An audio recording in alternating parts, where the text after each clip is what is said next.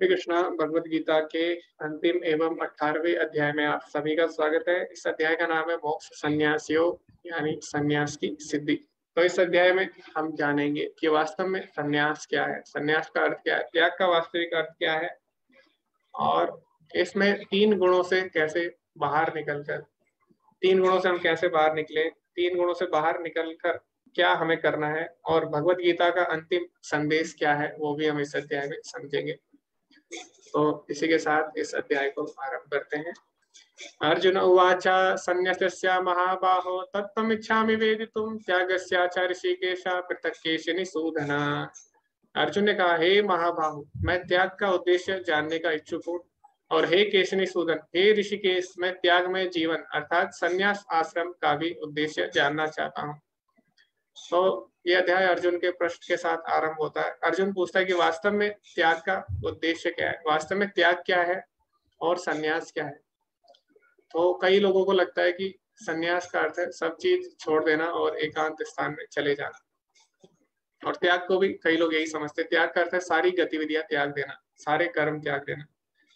पर त्याग का वास्तविक अर्थ क्या है ये हम नहीं बता सकते, क्योंकि हम जो भी बोलेंगे, हमारी बुद्धि क्योंकि सीमित है, इसीलिए हमारा ज्ञान क्या है, पूर्ण नहीं है।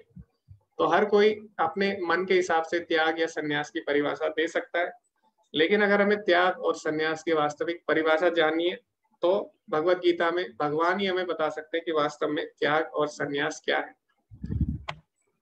तो भगवान इसके बारे में क्या बोलते हैं वो हम सुनते हैं।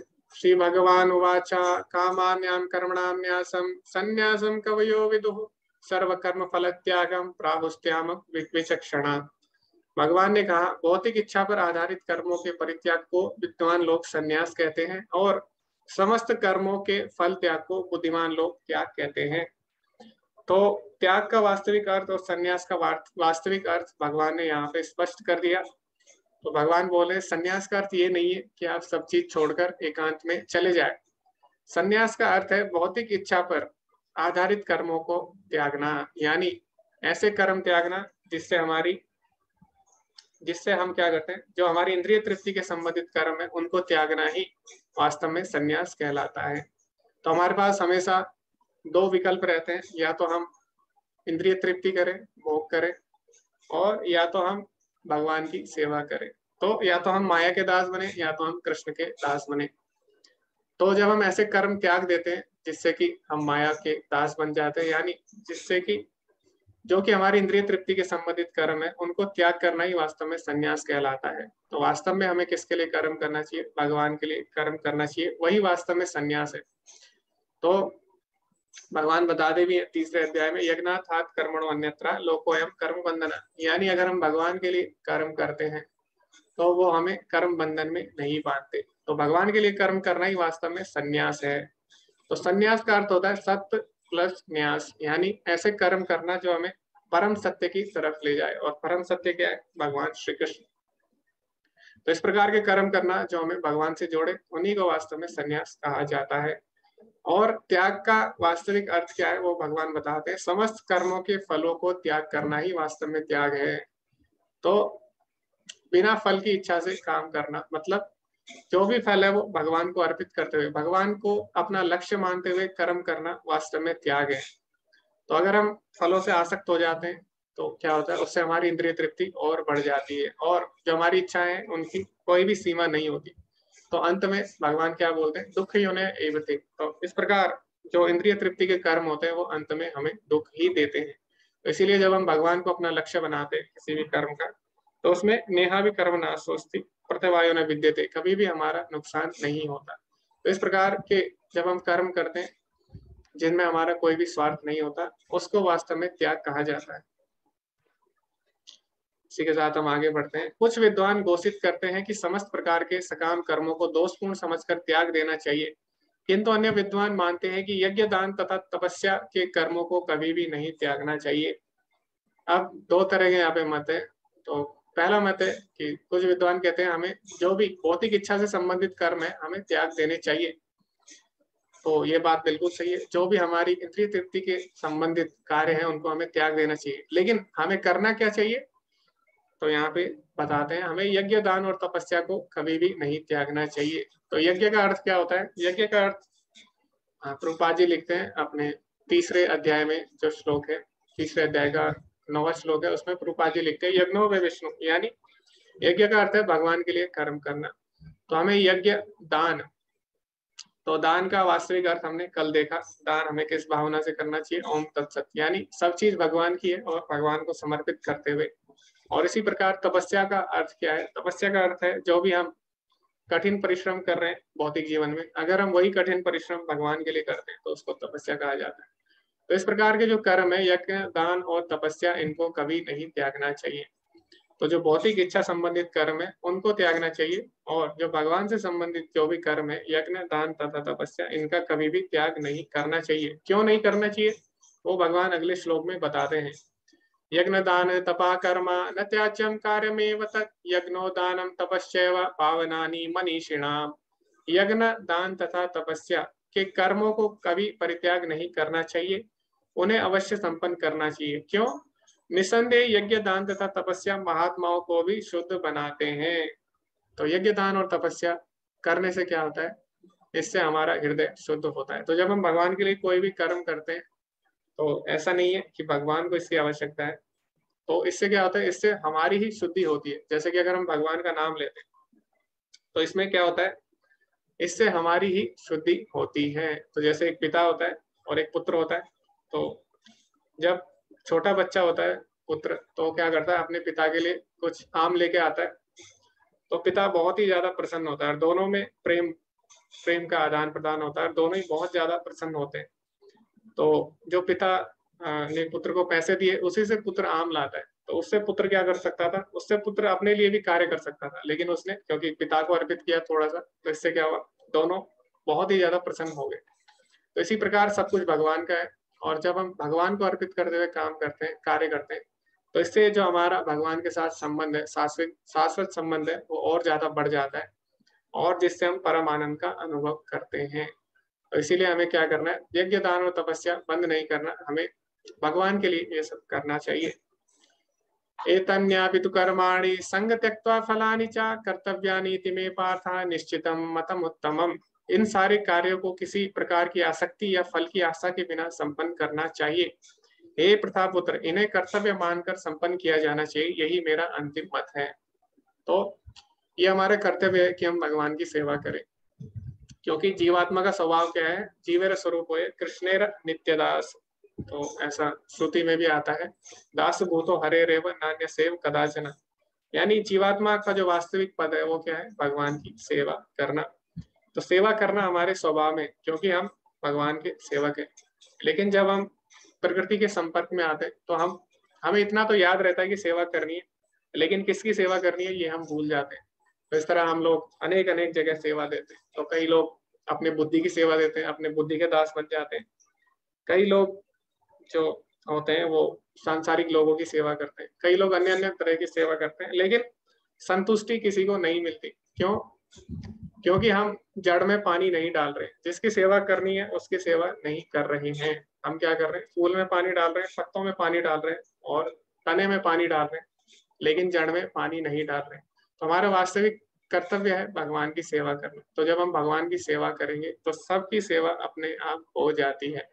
तो इसीलिए यहाँ पे भगवान बोले कि ये जो दान यज्ञ और तपस्या है, तो इन सबको कभी भी नहीं त्यागना चाहिए, क्योंकि यही हमारा वास्तविक कर्तव्य है।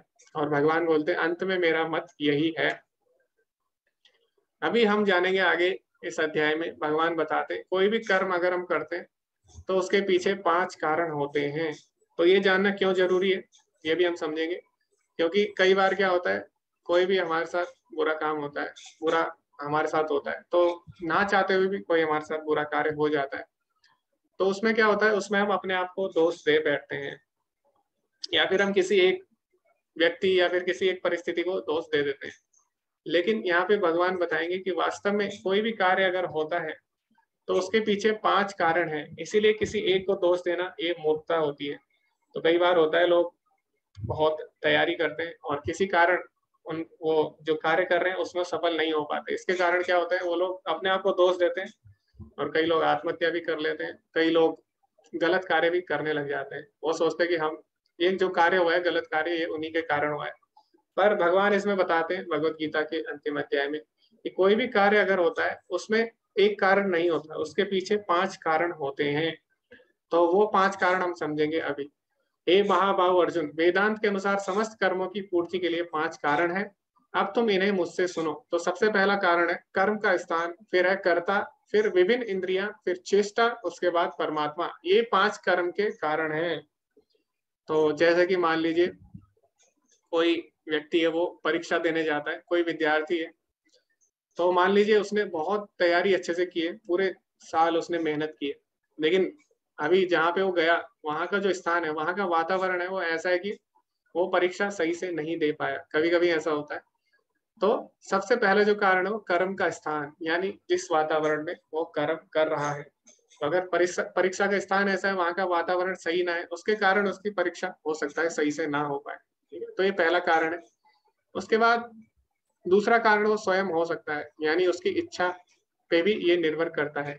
उसने अगर सही से तैयारी नहीं की होगी, ठीक है, तो वो भी इसका कारण हो सकता है। वो भी एक कारण हो सकता है। उसके बाद है विभिन्न इंद्रियां।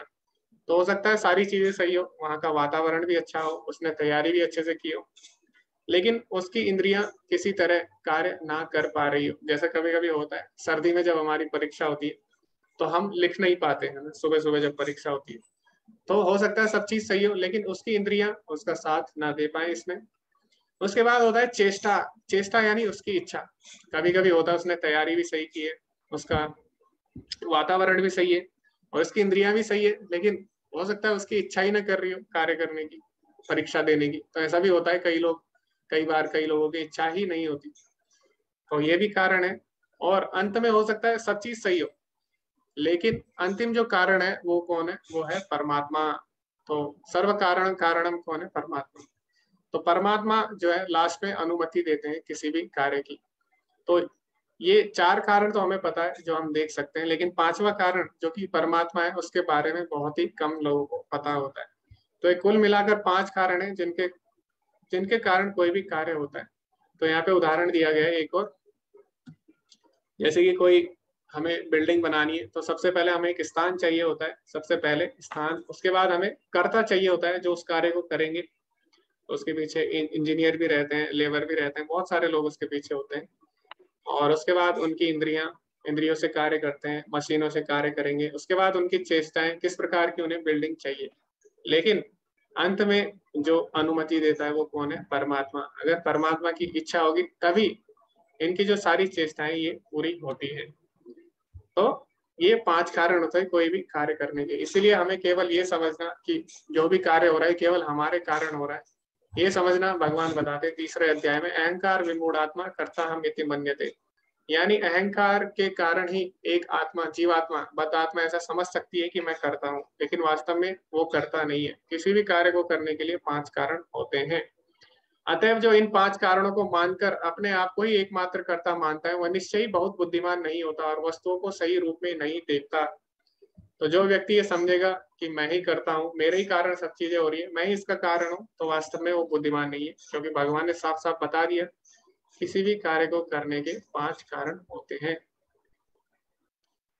ओके, अगर मेरी आवाज सही से नहीं आ रही है तो आप लोग बता सकते हैं क्या? हरे कृष्ण। प्रभु जी थोड़ा सा आवाज ब्रेक हुई थी आपकी, थोड़ी सी हो रही है। ओके ओके, मैं नेटवर्क चेंज कर देता हूँ। धन्यवाद जी प्रभु।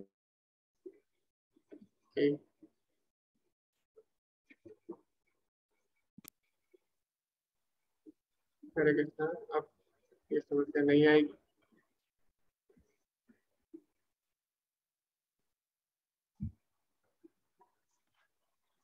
तो आगे भगवान बताएंगे कि वास्तव में, अभी भगवान ने बताया कोई भी कार्य करने के 3 कारण होते हैं। अभी भगवान बताएंगे प्रकृति के 3 गुणों के अनुसार ही ज्ञान, कर्म तथा कर्ता के तीन तीन भेद हैं। अब तुम मुझसे इन्हें सुनो। तो चाहे ज्ञान हो हमारा, चाहे कर्म हो या कोई कर्ता हो, सारे ही 3 गुणों से किस तरह प्रभावित होते हैं वो भगवान अभी बताने वाले हैं। तो सबसे पहले भगवान बताएंगे किसके बारे में? सबसे पहले भगवान बताते हैं कि कर्ता के बारे में। जिन ज्ञान से, सबसे पहले ज्ञान के बारे में बताएंगे, फिर कर्म के, फिर कर्ता के। जिस ज्ञान से अनंत रूपों में विभक्त सारे जीवों में एक ही अभिव्यक्ति आध्यात्मिक प्रकृति देखी जाती है, उसे तुम सात्विक जानो। तो भगवान 5वें अध्याय में बताते हैं कि विद्या विनय संपन्ने ब्राह्मणे कविहस्तिनी सुनी चैव सपाके च पंडिता समदर्शिना। यानी जो बुद्धिमान व्यक्ति होता है वो सभी जीवों को, चाहे वो कुत्ता हो, चांडाल हो, ब्राह्मण हो, हाथी हो, गाय हो, सभी को वो भगवान के अंश के रूप में देखता है। और जो ये दृष्टि होती है, इस प्रकार जब हम देखते हैं कि सारे भगवान के अंश है और हम सभी पे दया करते हैं, तो ये जो दृष्टि होती है, ये इस प्रकार का ज्ञान जिससे हम ये देख पाते हैं, उसको सात्विक ज्ञान बोला जाता है। यानी हम सबको भगवान के अंश के रूप में देखते हैं। जिस ज्ञान से कोई मनुष्य विभिन्न शरीरों में भिन्न भिन्न प्रकार के जीव को देखता है, उसे तुम राजसी जानो। अभी राजसिक ज्ञान में क्या होता है? राजसिक ज्ञान में हम अपनी भोग के अनुसार चीजों को देखते हैं, उनके वास्तविक रूप में नहीं देख पाते। तो हम सारी चीजों को अपने भोग के अनुसार किस प्रकार हम उनसे आनंद ले सकते हैं, इस दृष्टि से हम देखते हैं। इसीलिए हम सभी चीजों को अलग अलग प्रकार से देखते हैं। कोई चीजों को हम अच्छा देखते हैं, कोई चीजों को हम बुरा देखते हैं। क्यों? क्योंकि जो हमारे लिए सही है, हमारे भोग के लिए, उसको हमें लगता है वो चीज सही है, और जो हमारे भोग के लिए सही नहीं है, उसको हमें लगता है कि ये सही नहीं है। तो इस प्रकार रजोगुण में क्या होता है? रजोगुण में हम चीजों को अपने हिसाब से देखते हैं। और वह ज्ञान जिससे मनुष्य किसी एक प्रकार के कार्य को, जो अति तुच्छ है, सब कुछ मानकर सत्य को जाने बिना उसमें लिप्त रहता है, वह तामसी कहलाता है। तो तमोगुण में व्यक्ति क्या करता है? तमोगुण में अज्ञानता के कारण उसे वास्तव में पता नहीं रहता, और वो एक तुच्छ कार्य को, जिससे कि उसका पतन होता है, उस कार्य को ही वो सब कुछ मान बैठता है। तो तमो का अर्थ क्या होता है? तमो का अर्थ होता है अंधकार, यानी अज्ञान। तो अज्ञानता में जो कार्य किए जाते हैं वो कौन से? तमोगुणी कार्य कहलाते हैं। अभी भगवान आगे बताएंगे कि जो कर्म, अभी कर्म के बारे में भगवान बताते हैं। कर्म भी 3 प्रकार के होते हैं। जो कर्म नियमित है और जो आसक्ति, राग या द्वेष से रहित है, कर्म फल की चाहे बिना किए जाता है, वह सात्विक कहलाता है। तो जो सात्विक कर्म है वो नियमित होते हैं, नियमित रूप से होते हैं। ऐसा नहीं कि आप एक दिन करेंगे, एक दिन नहीं करेंगे, नियमित रूप से करेंगे। और जो कि आसक्ति रहित होंगे, यानी उसमें आपकी कोई भी भौतिक इच्छा नहीं रहती। राग या द्वेष से रहित होते हैं। राग या द्वेष का मतलब होता है पसंद और नापसंद के ऊपर होते हैं। जैसे कि अभी हम लोग भगवद गीता पढ़ते हैं सुबह सुबह, तो हो सकता है किसी को ये सुबह सुबह उठना पसंद ना हो। राग मतलब होता है पसंद, द्वेष मतलब होता है नापसंद। तो हो सकता है किसी को सुबह सुबह उठना पसंद ना हो, लेकिन फिर भी वो लोग कर रहे हैं। या फिर हो सकता है जैसे प्रसाद हम खाते हैं भगवान को अर्पित करके, तो किसी को प्रसाद खाना अच्छा लगता है, लेकिन इसका मतलब ये नहीं है उसको छोड़ देगा, उसको पसंद है फिर भी कर रहा है। और कुछ कार्य ऐसे होते हैं भक्ति में जो शायद किसी को पसंद ना हो, फिर भी अगर वो कर रहा है, तो इसका मतलब वो पसंद नापसंद से ऊपर उठ चुका है, राग और द्वेष से ऊपर उठ चुका है। तो ऐसे जो कार्य होते हैं सात्विक कार्य कहलाते हैं। ठीक है? तो इसमें क्या होता है, भले ही हमें सही ना लग रहे हो, लेकिन अगर वो हमारे लिए सही है तो हम उसे करते हैं, और नियमित होते हैं और आसक्ति रहित होते हैं। और अभी रजोगुण में क्या होता है? रजोगुणी कर्मों में, लेकिन जो कार्य अपनी इच्छा पूर्ति के निमित्त प्रयास पूर्वक एवं मिथ्या अहंकार के भाव से किए जाते हैं, वह रजोगुणी कार्य कहलाते हैं। तो सतोगुणी कार्य में क्या था? चाहे हमें पसंद हो या ना हो, हम उसको करते हैं, क्योंकि अंत में हमें पता है हमारे लिए सही है। लेकिन रजोगुण में हम देखते हैं जो कार्य हमारे लिए अभी सही है, जिससे हमारे इंद्रिय तृप्ति या फिर हमारा इंद्रिय भोग हो जाए, उस हिसाब से हम कार्य को करते हैं। मिथ्या अहंकार का अर्थ है अपने आप को शरीर मानना। तो जब हम अपने आप को शरीर मानकर कोई कार्य करते हैं, तो इस प्रकार के कार्य रजोगुणी कार्य कहलाते हैं। जो कर्म मोहवश शास्त्रीय आदेशों की अवहेलना करके तथा भावी बंधन की परवाह किए बिना हिंसा तथा अन्य को दुख पहुंचाने के लिए किया जाता है, वह तामसी कहलाता है। अभी रजोगुण में क्या होता है? रजोगुण में व्यक्ति अपने स्वार्थ के बारे में सोचता है, लेकिन तमोगुण सबसे बुरा है। क्यों? क्योंकि उसमें व्यक्ति अपने स्वार्थ के बारे में भी नहीं, बल्कि दूसरों को नुकसान पहुंचाने के लिए, दूसरों को दुख पहुंचाने के लिए कार्य करता है। और इस प्रकार के कार्य शास्त्रों के विरुद्ध भी होते हैं। इस प्रकार के कार्य जिससे दूसरों को दुख पहुंचे, ऐसे कर्म तमोगुणी कर्म कहलाते हैं। अभी भगवान बताएंगे अंत में कि जो कर्ता होते हैं वो भी 3 प्रकार के होते हैं। कर्ता यानी जो कर्म करते हैं। जो व्यक्ति भौतिक गुणों के संसर्ग के बिना अहंकार रहित संकल्प तथा उत्साह पूर्वक अपना कर्म करता है और सफलता तथा असफलता में अविचलित रहता है, वह सात्विक कर्ता कहलाता है। तो सात्विक कर्ता, सतोगुणी कार्य जो होते हैं उनको कैसे किया जाता है? उत्साह पूर्वक किया जाता है। उसमें कोई भी किसी को जबरदस्ती नहीं करता। जैसे कि अभी हम लोग सुबह सुबह भगवत गीता पढ़ रहे हैं, तो हो सकता है अभी कोई मजबूरी में कर रहा हो, लेकिन एक समय बाद वो उत्साह पूर्वक करने लग जाता है कोई भी, क्योंकि अगर कोई भी कार्य हम मजबूरी में करते हैं तो एक समय बाद वो कार्य करना हम बंद कर देते हैं।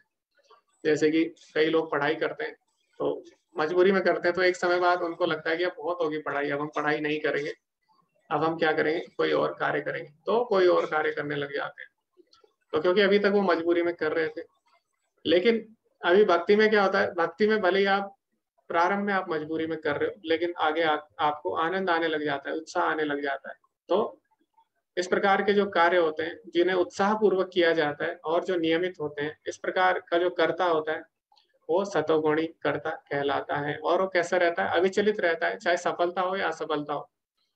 तो हो सकता है कि उसे सफलता मिले कभी कभी, और हो सकता है असफलता मिले, लेकिन क्योंकि उसका बंधन फलों से नहीं है, वो सारे जो फल है वो भगवान को अर्पित कर चुका है, तो भले ही वो सफल हो या असफल हो तो बिल्कुल भी विचलित नहीं होता। जैसे कि जटायु था, जटायु ने क्या किया, भगवान की सेवा की। जटायु ने सीता माता को बचाना चाहा, भले ही वो असफल हुआ हो या सफल हुआ हो, उससे कोई भी चिंता नहीं है, उसको भगवत प्राप्ति हुई। तो इसी प्रकार वो चिंता से रहित हो गए। तो भगवान के लिए जब हम कार्य करते हैं तो भगवान उसमें सफलता या असफलता नहीं देखते, पास और फेल नहीं देखते। भक्ति में पास और फेल नहीं देखा जाता, भक्ति में केवल भगवान हमारा प्रयास देखते हैं। तो भक्ति में जो कार्य हम करते हैं वो क्या होते हैं, सफलता और असफलता से ऊपर कहलाते हैं। तो इस प्रकार के कार्य सात्विक कार्य कहलाते हैं। लेकिन वह कार्यकर्ता जो अपने श्रम से फल से जुड़ा हुआ है और जो जोश से उसका आनंद लेना चाहता है, जो लालची ईर्ष्यालु और अपवित्र है और खुशी और संकट से आगे बढ़ता है, जो उसकी प्रवृत्ति में एक कार्यकर्ता है, तो भगवान बोलते हैं जो अपने आनंद भोगने के लिए, और आनंद भोगेगा तो क्या करेगा, वो चाहेगा सारा आनंद मैं ही भोग। तो इसके कारण क्या होता है, उसके हृदय में स्पर्धा की भावना यानी कंपटीशन की भावना आ जाती है। तो दूसरा व्यक्ति अगर उससे ज्यादा आनंद भोग रहा है, जैसे मान लीजिए किसी के पास कार है, तो अगर वो रजोगुणी व्यक्ति है, अगर किसी के पास उससे अच्छी कार आ गई तो क्या होगा, अभी वो उससे ईर्ष्या करने लग जाएगा। वो चाहेगा कि ये जो सारा आनंद है ये मुझे मिले, मेरे अलावा ये आनंद किसी को ना मिले। तो उसके अंदर भोग की प्रवृत्ति और ज्यादा बढ़ जाती है, जिसके कारण औरों से ईर्ष्या करने लग जाता है। इसके कारण वो अपवित्र कर्म करने को भी तैयार हो जाता है। तो इस प्रकार के जो कर्ता है वो रजोगुणी कर्ता कहलाते हैं। तमोगुणी कर्ता क्या करते हैं, जो कर्ता सदा शास्त्रों के आदेशों के विरुद्ध कार्य करता है, जो भौतिकवादी, हठी, कपटी तथा अन्यों का अपमान करने में पटु है और आलसी, सदैव खिन्न तथा काम करने में दीर्घ सूत्री है, वह तमोगुणी कहलाता है। तो रजोगुणी कर्ता क्या करता है, इसके अंदर प्रतिस्पर्धा की भावना होती है, ये कार्य करता है। लेकिन अभी तमोगुणी कर्ता क्या करेगा, वो कुछ कार्य नहीं करता, वो बस क्या करेगा, वो बस योजनाएं बनाते रह जाता है और हमेशा आलसी और खिन्न रहता है। अभी यहाँ पे एक भगवान ने शब्द प्रयोग किया है तमोगुणी कर्ता के लिए, दीर्घ सूत्री। दीर्घ सूत्री का अर्थ होता है जो कार्य को टालता है। यानी कई लोग होते हैं वो क्या करते हैं, आप उनको बोलेंगे ये कार्य कर दीजिए, वो बोलेंगे नहीं अभी नहीं, मैं क्या करूंगा, कल करूंगा। कल आप उनके पास जाएंगे, वो बोलेंगे ठीक है आज मैं कर दूंगा, मैं थोड़ा शाम को करूंगा, थोड़ा देर से करूंगा। आप उनके पास जाएंगे, फिर वो बोलेंगे नहीं मैं इसको रात को कर दूंगा। इस प्रकार क्या करते हैं, एक छोटे से काम को लंबा खींच देते हैं। तो इनको बोला जाता है दीर्घ सूत्री, यानी जो कार्य को लंबा खींचते हैं। तो इस प्रकार के जो लोग होते हैं वो तमोगुणी कहलाते हैं। तो ये तमोगुणी जो व्यक्ति हैं उनकी पहचान होती है। हे धनंजय, अब मैं प्रकृति के गुणों के अनुसार ही तुम्हें विभिन्न प्रकार की बुद्धि निर्धारण के विषय में विस्तार से बताऊंगा। तो अभी भगवान बताते हैं कि हमारी बुद्धि भी 3 गुणों से प्रभावित है और हमारा निर्धारण यानी हमारी जो धृति है, डिटर्मिनेशन, वो भी 3 प्रकार से निर्धारित होती है। तो सबसे पहले भगवान बुद्धि के बारे में बताएंगे। हे प्रतापुत्र, वह बुद्धि सतोगुणी है जिसके द्वारा मनुष्य यह जानता है कि क्या करनी है क्या नहीं, किससे डरना चाहिए किससे नहीं, क्या बांधने वाला है क्या मुक्ति देने वाला है। तो सतोगुणी बुद्धि में व्यक्ति को पता रहता है वास्तव में क्या करना है क्या नहीं। वो क्यों, उसे पता रहता है क्या करना है क्या नहीं, क्योंकि वो गुरु, साधु और शास्त्र की शरण में जाता है। तो क्या सही है क्या गलत है जीवन में, ये हम अपनी बुद्धि से नहीं बता सकते, क्योंकि हमारी बुद्धि सीमित है। तो इस प्रकार जैसे पता है कि उसकी बुद्धि सीमित है, तो ऐसा जो व्यक्ति होता है वो सतोगुणी व्यक्ति और सतोगुणी बुद्धि से युक्त कहा जाता है। तो सतोगुणी व्यक्ति को पता रहता है उसकी बुद्धि सीमित है, इसीलिए वो क्या करता है, गुरु, शास्त्र और साधु की शरण में जाता है, जिससे उसे पता लग जाता है कि क्या करना है क्या नहीं करना।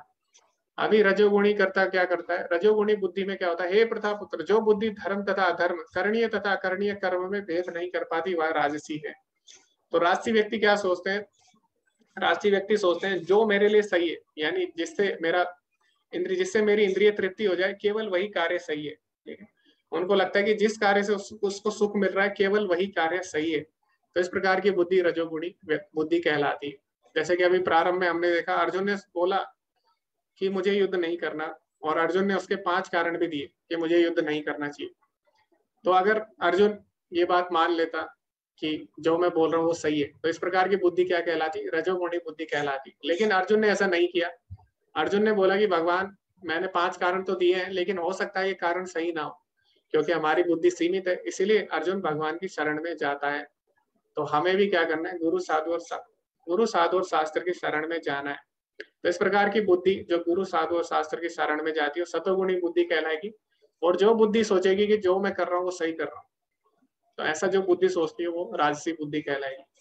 क्योंकि जैसे कि हर कोई जो करेगा उसको यही लगेगा कि मैं सही कर रहा हूँ। जैसे कि कोई आतंकवादी है, उसको लगता है कि वो सही कर रहा है, वो जो भी कर रहा है। कोई चोर है, उसको लगता है कि वो चोरी कर रहा है, वो सही कार्य कर रहा है। तो इस प्रकार सबको लगेगा, जो भी चाहे वो गलत करे या सही करे, सबको ये लग सकता है कि वो सही कर रहे हैं, लेकिन वास्तव में सही क्या है गलत क्या है वो हम नहीं बता सकते।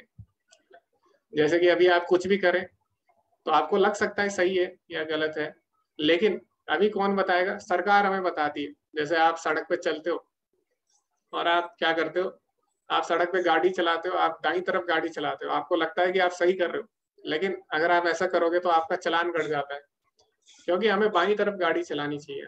तो सरकार ने कुछ नियम बना रखे जिनका हमें पालन करना है, आप अपनी बुद्धि से नियम नहीं बना सकते। इसी प्रकार हमारा जीवन कैसा होना चाहिए, जीवन हमें कैसे जीना चाहिए, जीवन का वास्तविक उद्देश्य क्या है, वो हमें शास्त्र बताते हैं, और उस उद्देश्य की प्राप्ति किस प्रकार करनी है शास्त्र बताते हैं। हम अपने आप से नियम नहीं बना सकते। इसलिए ऐसी बुद्धि जो अपने आप से नियम बनाती है, अपने नियम बनाती है और केवल अपने लाभ के लिए सोचती है, ऐसी बुद्धि राजसी यानी रजोगुणी बुद्धि कहलाती है। जो बुद्धि मोह तथा अंधकार से वशीभूत होकर अधर्म को धर्म तथा धर्म को अधर्म मानती है और सदैव विपरीत दिशा में प्रयत्न करती है, वह तामसिक बुद्धि कहलाती है। तो तामसिक बुद्धि हमेशा शास्त्रों के विरुद्ध कार्य करेगी। तो रजोगुणी व्यक्ति होता है, वो हो सकता है कि कभी कभी सही कार्य करे, कभी कभी गलत कार्य करे। ठीक है, उसको लगेगा कि जो कार्य उसके लिए सही है वो सही है, हो सकता है कभी वो सही करे कभी गलत करे। लेकिन अभी तमोगुणी बुद्धि क्या है, ये कभी भी सही कार्य नहीं करेगी, बिल्कुल ही उल्टा चलेगी। आगे भगवान बताते हैं हमारा जो निर्धारण है, हमारा डिटर्मिनेशन, वो भी 3 प्रकार से 3 गुणों से प्रभावित होता है। तो हे पार्थ, वह निश्चय जो अटूट है, जो योग साधना द्वारा निरंतरता के साथ है और इस प्रकार मन जीवन और इंद्रियों के कार्यों को नियंत्रित करता है, सात्विक तरीके में है। तो इस प्रकार का निर्धारण, इस प्रकार का निश्चय जो कि अटूट है, यानी ऐसे नहीं कि आज हम कर रहे हैं कल नहीं कर रहे, जिसमें हम निरंतर बने हैं और योग साधना द्वारा नियंत्रित है। योग मतलब क्या है, भगवान से जुड़ना। तो ऐसा निर्धारण, ऐसा निश्चय जो कि हमें भगवान से जोड़ता है और जो नियंत्रित तरीके से किया जाता है। नियंत्रित तरीके से मतलब हमारी इंद्रियों को नियंत्रित करते हुए, ठीक है, जो कार्य किए जाते हैं वो कहलाते हैं सतोगुणी कार्य, और जो हमारा निश्चय होता है इस प्रकार सतोगुणी निश्चय कहलाता है। लेकिन हे अर्जुन, जिस दृष्टि से मनुष्य धर्म अर्थ तथा काम के फलों में लिप्त बना रहता है वह राजसी कहलाता है। तो इस प्रकार का निश्चय जो कि जिसका उद्देश्य क्या होता है, हमारी भौतिक इच्छाओं की पूर्ति, इस प्रकार का निश्चय रजोगुणी निश्चय कहलाता है। तो जो हमारे शास्त्र है उसमें 4 चीजें मुख्यतः बताई जाती थी, वो था धर्म अर्थ और काम मोक्ष। धर्म का अर्थ होता है कि किस प्रकार आपको कर्तव्य करने, अर्थ मतलब किस प्रकार आप उससे अपनी आजीविका चला सकते हैं, किस प्रकार आप उससे धन वगैरह जो भी आपकी आवश्यकता है उनकी पूर्ति कर सकते हैं। और धर्म के बाद आपको अर्थ मिलता था, और अर्थ के बाद काम, यानी आप अपनी इच्छाओं की पूर्ति किस प्रकार उससे कर सकते हैं धन से। लेकिन हमारे शास्त्रों का अंतिम उद्देश्य क्या था, धर्म अर्थ काम और मोक्ष, यानी अंत में भगवान की प्राप्ति किस प्रकार की जाए। लेकिन जो रजोगुणी व्यक्ति है वो अंतिम जो मोक्ष है वहां तक नहीं पहुंच पाता, वो केवल धर्म अर्थ और काम तक, बस केवल भौतिक इच्छाओं तक ही अपना लक्ष्य बनाता है। उससे आगे मोक्ष यानी इस संसार से किस प्रकार निकलना है वो उसके निर्धारण में नहीं होता, यानी वो उसका उद्देश्य नहीं होता। तो इस प्रकार के जो उद्देश्य होते हैं, जो केवल धर्म, अर्थ और काम तक ही सीमित रहते हैं, वो रजोगुणी उद्देश्य यानी रजोगुणी निश्चय कहलाते हैं। हे पार्थ, जो धृति स्वप्न, भय, शोक, विषाद तथा मोह के परे नहीं जाती, ऐसी दुर्बुद्धि पूर्ण धृति तामसी है। तो तमोगुणी व्यक्ति क्या करता है? तमोगुणी व्यक्ति का जो निश्चय रहता है वो कभी भी व्यवहारिक रूप से नहीं होता, यानी वो हमेशा योजनाएं बनाता है लेकिन उसको कभी भी वो लागू नहीं कर पाता। क्यों? आलस के कारण, अज्ञान के कारण, स्वप्न, भय, शोक के कारण। तो इस प्रकार वो मोहित अवस्था में ही रहता है और बस केवल योजनाएं ही बनाता रह जाता है। ओके, अभी भगवान इसमें बताएंगे 3 प्रकार के सुख। तो अभी आप लोग ध्यान से सुनिए, इस पे हम चर्चा करेंगे। तो वास्तव में हम लोगों का जो जीवन का उद्देश्य है, सबका जीवन का उद्देश्य है खुश रहना। तो अगर हम किसी से पूछे कि आपका जीवन का उद्देश्य क्या है, तो हो सकता है कोई बोले कि मुझे डॉक्टर बनना है, हो सकता है कोई बोले वैज्ञानिक बनना है, या हो सकता है कोई बोले मुझे समाज सेवा करनी। तो इस प्रकार बाहर से सभी बोल सकते हैं कि हमें अलग अलग कार्य करने, लेकिन वो कार्य क्यों करने? किसी को अगर डॉक्टर बनना है तो उसे डॉक्टर क्यों बनना है, किसी को अगर वैज्ञानिक बनना है तो क्यों बनना है, किसी को अगर समाज सेवी बनना है तो क्यों बनना है? तो सबका अंतिम उद्देश्य एक ही है कि खुश रहना, क्योंकि इससे उन्हें खुशी मिलती है। तो वास्तव में हमारे जीवन का उद्देश्य क्या है? वास्तव में हमारे जीवन का उद्देश्य है खुशी ढूंढना, सुख ढूंढना। तो ये हमारे आत्मा में ही है। क्यों? क्योंकि भगवान क्या है? सच्चिदानंद है। तो हम लोग भगवान के अंश हैं, इसीलिए हम भी क्या है? सच्चित आनंद है। तो आनंद जो है उसको हम ढूंढ रहे हैं, क्योंकि आनंद हमारे स्वभाव में ही है, लेकिन हम उसको कहाँ ढूंढ रहे हैं? भौतिक प्रकृति में ढूंढना चाहते हैं। तो अभी जो सुख है वो भी 3 प्रकार का होता है। तो हम सब जीवन में सुखी होना चाहते हैं, खुशी ढूंढते हैं, लेकिन वास्तव में जो खुशी है वो भी 3 प्रकार की है। तो इसीलिए सही खुशी कौन सी है वो भी हमें पता होना चाहिए। ऐसा शास्त्रों में भी आता है, आनंदमयो अभ्यासात, यानी जो जीवात्मा है वो हमेशा आनंद की खोज में रहती है। लेकिन आनंद क्या है वास्तव में वो किसी को नहीं पता। वो भगवत गीता हमें बताएगी कि आनंद या फिर सुख या फिर खुशी जो होती है वो भी 3 प्रकार की होती है। तो कौन सी खुशी का चुनाव करना है ये भगवत गीता हमें बताने वाली है, इसीलिए आप सभी लोग ध्यान से सुनिए। और अभी हम चर्चा भी करेंगे इस पे, ठीक है? तो आप इसके उदाहरण भी देना अभी। तो सबसे पहले आती है सतोगुणी खुशी, यानी सतोगुणी आनंद। तो उसमें क्या होता है? जो प्रारंभ में विष जैसा लगता है लेकिन अंत में अमृत के समान है, और जो मनुष्य में आत्म साक्षात्कार जगाता है वह सात्विक सुख कहलाता है। तो ऐसा सुख, ऐसी खुशी जो हो सकता है प्रारंभ में हमें लगे कि हम क्यों कर रहे हैं, प्रारंभ में हमें जहर की तरह लगेगी और हमारा मन नहीं करेगा उसको करने का बिल्कुल भी, लेकिन अंत में हमें अमृत जैसा वो लगेगी, अंत में हमें वो सुख ही देने वाली, यानी उसका अंतिम परिणाम केवल सुख ही सुख होगा। तो इस प्रकार का जो सुख है वो सतोगुणी सुख कहलाता है। तो क्या कोई इसका उदाहरण देना चाहता है सतोगुणी सुख का?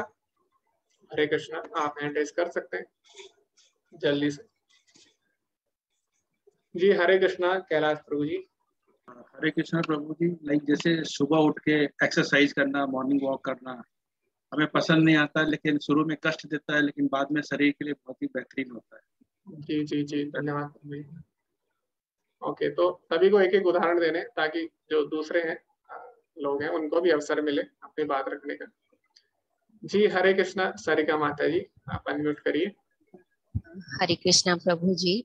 मुझे लगता है कि सत्संग और कीर्तन ही ऐसे काम है जिससे कि हमें जो आत्म साक्षात्कार का दर्शन होता है और सात्विक सुख मिलता है। ओके जी माता जी, धन्यवाद। हरे कृष्णा। हरे कृष्णा भव्य माता जी। हरे कृष्णा प्रभु जी, प्रणाम। जो विद्यार्थी द्वारा किया गया प्रयास और पढ़ाई है वो शुरू में तो कष्टदायक लगती है, लेकिन बाद में उसका परिणाम सुखद रहता है। जी जी, धन्यवाद माता जी। ओके, सभी ने अच्छे अच्छे उदाहरण दिए। हरे कृष्णा विश्वनाथ प्रभु जी। हरे कृष्णा प्रभु जी। कोई भी हम मन से दान करते हैं या कोई भी चीज को अर्पण करते हैं या हेल्प करते हैं किसी को, तो हमारे अंदर एक सुख का अनुभूति होती है। उसी तरह से हम कोई भी प्रभु की तरफ साधना करेंगे या पठन पाठन करेंगे, उससे जो सुख प्राप्त होगा उससे आगे बढ़ के ही हम आत्म साक्षात जैसे सुख प्राप्त करते हैं। इसी से आत्म साक्षात्कार जैसा सुख की अनुभूति होती है। जी धन्यवाद प्रभु जी। तो अभी हम बाकी सुख के बारे में भी चर्चा करेंगे, इसीलिए जिन लोगों के हैंड रेज्ड है वो अपने हाथ ऊंचे ही रखिए। तो अभी हम उनसे भी चर्चा करेंगे। तो जैसे कि बहुत सारे उदाहरण हमको मिल गए हैं, तो सतोगुणी सुख में क्या होगा, शुरू में हमें लगेगा कि हम क्यों कर रहे हैं। जैसे कि किसी ने बताया कि सुबह उठ के एक्सरसाइज करना, तो सुबह उठ के जब हम एक्सरसाइज करते हैं कोई, तो उनको लगता है हम सुबह क्यों उठते हैं। लेकिन अंत में अगर वो हमेशा इसका प्रयास अभ्यास करते हैं तो अंत में क्या होगा, उनके लिए ही लाभदायक होगा, क्योंकि उन्हें बीमारियां कम होंगी, उन्हें डॉक्टर के पास कम जाना पड़ेगा, ठीक है, और वो अच्छा जीवन जी सकते हैं। तो अंत परिणाम उसका अच्छा ही होगा। इसी तरह पढ़ाई भी, कई लोगों ने बोला पढ़ाई जब हम करते हैं तो हमें लगता है शुरू में क्यों कर रहे हैं। जैसे बच्चा शुरू में जाता नहीं है, माता पिता जबरदस्ती या फिर कोई लालच देके उसे भेजते हैं कि आज तुम अगर स्कूल जाओगे तो मैं तुम्हें ये दूंगा, और अगर तुम ये पढ़ाई करोगे तो मैं तुम्हें ये दूंगा। तो इस प्रकार लालच देके और किसी भी तरह माता पिता बच्चे को स्कूल भेजते हैं। क्यों? क्योंकि उसका मन तो नहीं है, लेकिन उन्हें पता है कि आगे जाके वो इनके लिए फायदेमंद होने वाला है, यानी आगे जाके वो इनको लाभ ही देने वाला है। इसी प्रकार जैसे प्रभु जी ने बोला दान हम देते हैं, तो शुरू शुरू में हो सकता है किसी को लगे हमें दान नहीं देना चाहिए क्योंकि हमारे पास इतना धन नहीं है, या फिर हमें इसे अपने लिए लगाना चाहिए। तो ऐसा भी उन्होंने बोला, शुरू शुरू में हमें लगता है, लेकिन जब हम किसी की सहायता करते हैं, जब हम दान देते हैं, तो उससे क्या होता है, जब हम किसी की सहायता करते हैं तो उसके बाद हमें वास्तव में सुख की प्राप्ति हो जाती है। इसी प्रकार हम देख सकते हैं, अभी भगवत गीता का कोर्स भी है। जैसे कि शुरू शुरू में हमें लग सकता है, शुरू शुरू में क्या अभी भी हमें लग सकता है कि हम सुबह क्यों उठ रहे हैं, क्यों हम ये कर रहे हैं। हम भी तो बाकी सबकी तरह सो सकते हैं आराम से, ठीक है, या फिर हम भी तो वीडियो देख सकते हैं, रिकॉर्डिंग देख सकते हैं। तो ऐसे रिकॉर्डिंग में डालता नहीं हूँ जल्दी, लेकिन कई लोग बोल सकते हैं कि हम लोग रिकॉर्डिंग देख सकते हैं, ठीक है। तो हमें सुबह सुबह क्यों उठना है, तो शुरू शुरू में हमें जहर जैसा लग सकता है, लेकिन हमें पता है कि अगर हम भगवत गीता पढ़ेंगे तो वास्तव में तभी हमारा कल्याण हो पाएगा, यानी अंत में ये हमारे कल्याण के लिए ही है। तो इस प्रकार के जो सुख होते हैं वो सतोगुणी सुख कहलाते हैं। और भगवान ने एक और चीज बोली, ये सुख है आत्म साक्षात्कार जगाते हैं। तो सतोगुणी सुख मनुष्य में आत्म साक्षात्कार जगाते हैं, यानी मनुष्य को भगवान के और निकट ले आते हैं। तो इसीलिए हमें जीवन में क्या करना है, हमें जीवन में सतोगुणी सुख ढूंढना है। लेकिन हमें साथ साथ ये भी पता होना चाहिए कि कौन सा सुख हमें नहीं ढूंढना जीवन में। तो वो कौन से सुख है, वो है रजोगुणी और तमोगुणी सुख। ये सुख हमें जीवन में नहीं ढूंढने, लेकिन इनके बारे में हमें पता होना चाहिए ताकि हम इन सुख की तरफ आकर्षित ना हो। तो सबसे पहले हम जिन सुख की तरफ आकर्षित नहीं होना, उसमें सबसे पहला है रजोगुणी।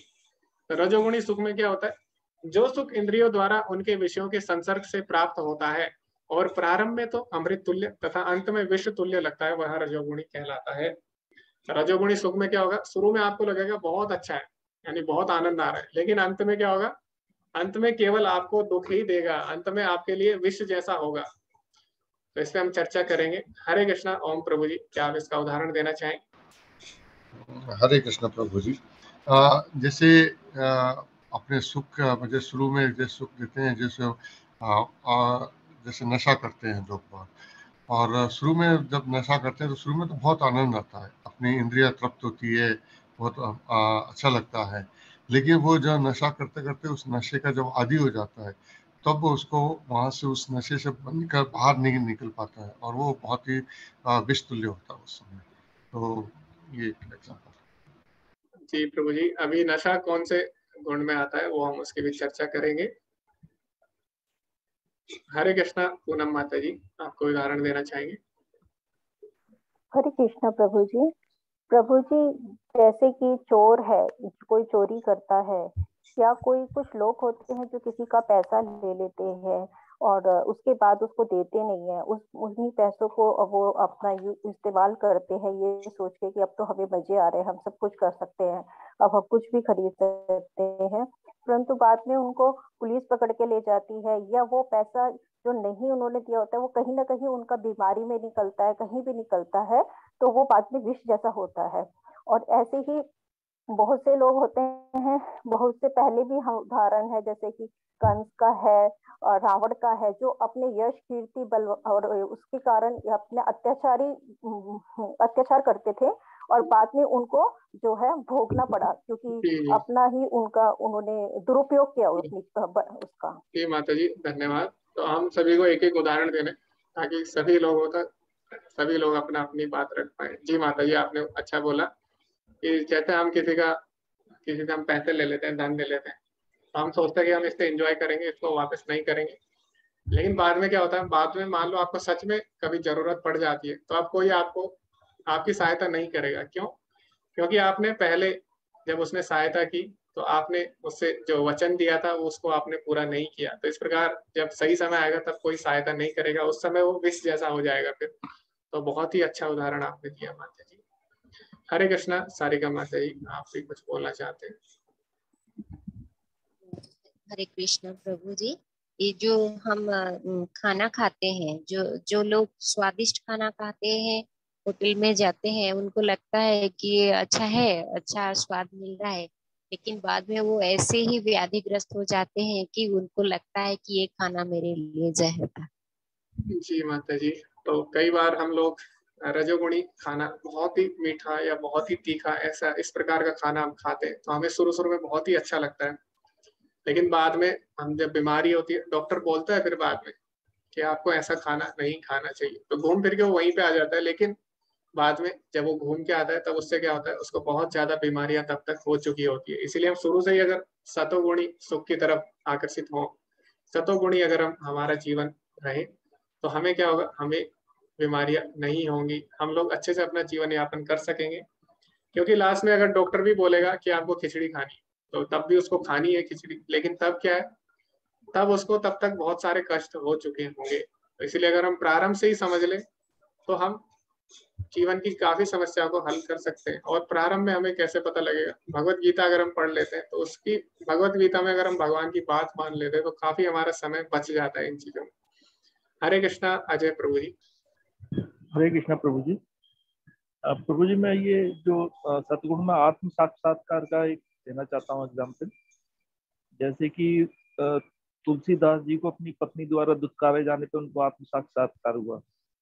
हनुमान जी को गदा भीम के द्वारा उस इंद्र के द्वारा प्रहार करने के बाद हनुमान जी को आत्म साक्षात्कार हुआ।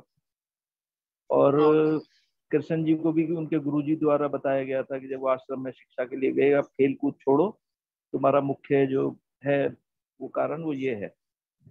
ओके जी प्रभु जी, धन्यवाद। तो प्रभु जी ने उदाहरण दिए हैं। ठीक है, तो अभी हम आगे बढ़ते हैं और अभी जो अंतिम सुख है उसके बारे में हम जान लेते हैं, जो वास्तव में सुख है ही नहीं। जो तमोगुणी सुख है तो उसको हम देखते हैं कैसा है वो।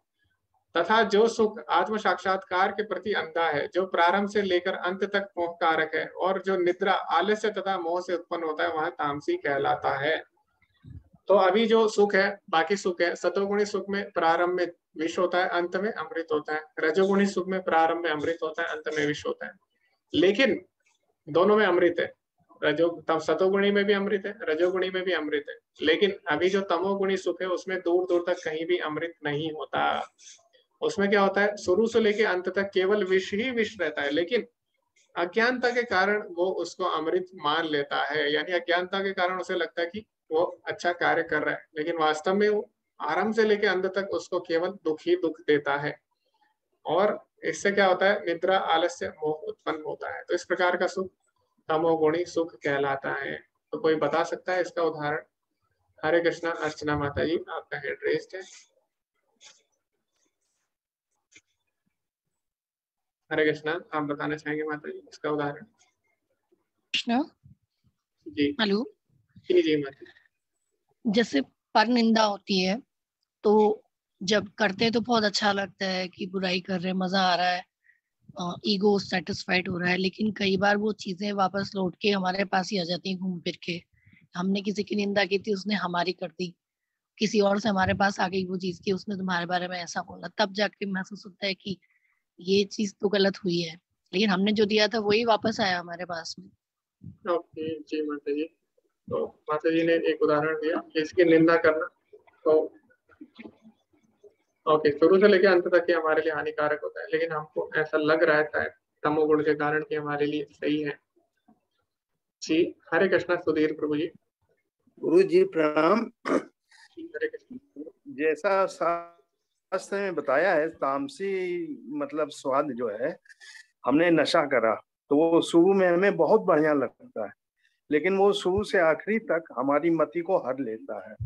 इसी तरह जैसे हमने नॉन वेजिटेरियन खा लिया, हमें बड़ा स्वादिष्ट लग रहा है, लेकिन आखिर तक वो हमें बुद्धि को भ्रष्ट करता है और सत्य मार्ग से हमको विमुख कर देता है। गुरु जी जी धन्यवाद प्रभु जी। तो अभी जैसे ओम प्रभु जी ने नशे का उदाहरण दिया था, तो वो रजोगुण में नहीं आएगा, वो तमोगुण में आता है। क्यों? क्योंकि नशा शुरू से लेकर अंत तक सबको अच्छा ही लगता है। जो लोग नशा करते हैं वो उसमें लिप्त रहते हैं, कभी भी उसको छोड़ते नहीं है। तो शुरू से लेके उनको अंत तक वो लग रहा है उनको सुख दे रहा है, लेकिन वास्तव में पहले दिन से ही वो उनको दुख देना आरंभ कर देता है। तो जो नशा होता है उस पर लिखा भी रहता है, कि ये हमारे स्वास्थ्य के लिए हानिकारक है। उसमें ये नहीं लिखा रहता कि ये 10 दिन बाद या 1 महीने बाद हमारे स्वास्थ्य के लिए हानिकारक होगा। तो जब वो इस प्रकार के कार्य करता है तो प्रारंभ से ही उसको दुख देना आरंभ कर रहे हैं, लेकिन अज्ञानता के कारण वो भूल गया है कि वो वास्तव में दुख झेल रहा है। तो इस प्रकार के जो कार्य है जिसमें शुरू से लेकर अंत तक केवल दुख ही दुख है, लेकिन अज्ञानता के कारण कोई सुख मान बैठता है, इस प्रकार के कार्य तमोगुणी कार्य कहलाते हैं। जी सुप्रदीप प्रभु जी और ने बिल्कुल सही लिखा। कैलाश प्रभु जी ने बोला है ट्रैफिक रूल तोड़ना। ओके जी प्रभु जी। तो आगे हम लोग पढ़ेंगे। फिर आगे भगवान बोलते हैं प्रकृति के गुणों के आधार पर ही 4 प्रकार के आश्रम बनाए गए हैं। तो 4 प्रकार के आश्रम कौन से हैं? तो 4 प्रकार के वर्ण है और 4 प्रकार के आश्रम, ये भी प्रकृति के अनुसार ही बनाए गए हैं। तो कौन से? उसमें से ब्राह्मण, क्षत्रिय, वैश्य और शूद्र। तो ये 4 प्रकार के जो वर्ण है तो ये भी गुणों के अनुसार है, ये जन्म के अनुसार नहीं है।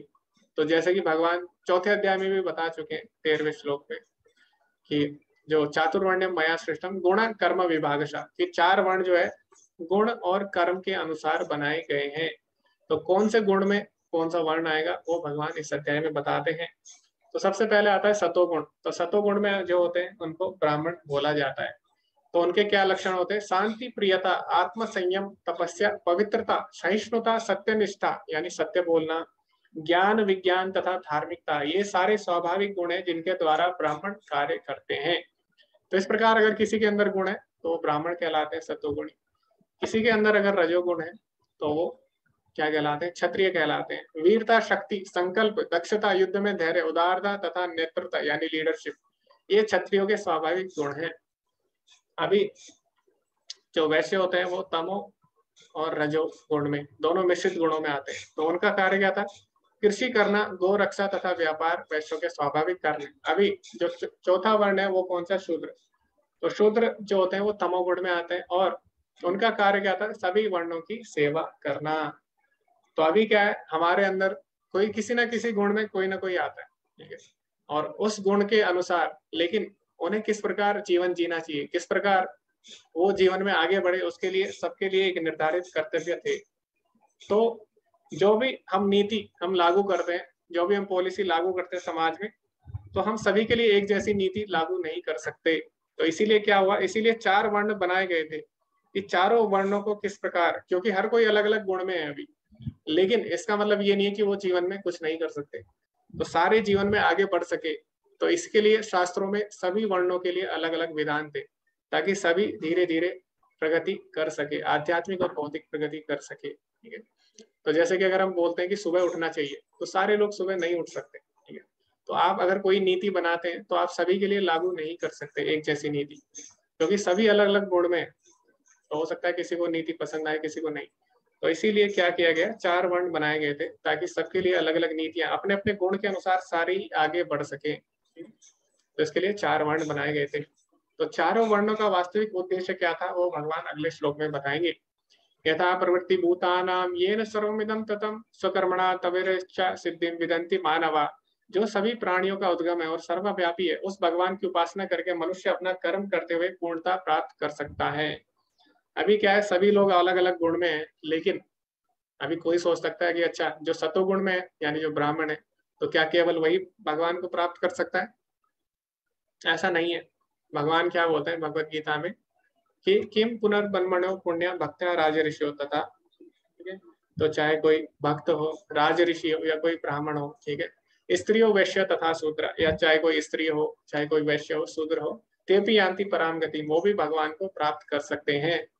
तो 4 वर्ण के 4 उनके अनुसार विधान बनाए गए थे ताकि सभी लोग चारों वर्णों और तीनों गुणों से ऊपर उठ के भगवान से जुड़ सके। तो अभी सभी लोग किसी ना किसी गुण में हैं, तो उसके अनुसार उनको किस तरह के कर्तव्य करने ताकि वो धीरे धीरे उस गुण से ऊपर उठ सके और भगवान को प्राप्त कर सके। तो ये शास्त्रों में विधान बनाए गए। जैसे ब्राह्मणों के लिए बोला गया कि ठीक है आपको यज्ञ करने इत्यादि करना है, ज्ञान का प्रचार प्रसार करना है, तो ब्राह्मण उस प्रकार के कर्तव्य करके, यानी सतोगुणी व्यक्ति उस प्रकार के कर्तव्य करके भगवान की प्राप्ति कर सकता है। इसी प्रकार जो लाभ ब्राह्मण को यज्ञ करने से होता है वही लाभ क्षत्रिय को युद्ध करने से होता था। तो चारों वर्णों के लिए अलग अलग विधान थे भगवत प्राप्ति के। तो चारों जो वर्ण है वो अपने अपने गुणों के अनुसार कर्तव्य करके धीरे धीरे तीनों गुणों से और चारों वर्णों से ऊपर उठकर भगवान की प्राप्ति कर सके, इसके लिए शास्त्रों में विधान बनाए गए थे। तो हमारा वास्तविक उद्देश्य क्या है? तीनों गुणों से ऊपर उठना और चारों वर्णों से ऊपर उठना, यानी भगवान की भक्ति करना। तो वो कैसे होगा वो भगवान बताते, माम एवं प्रपद्यन्ते मायामेताम करंचिते, यानी जो भगवान के शरणागत हो जाता है वो तीनों गुणों और चारों वर्णों से ऊपर उठ जाता है। क्योंकि हम लोग क्या है, हम लोग भगवान के अंश हैं। भगवान तीनों गुणों से ऊपर है, भगवान चारों वर्णों से ऊपर है।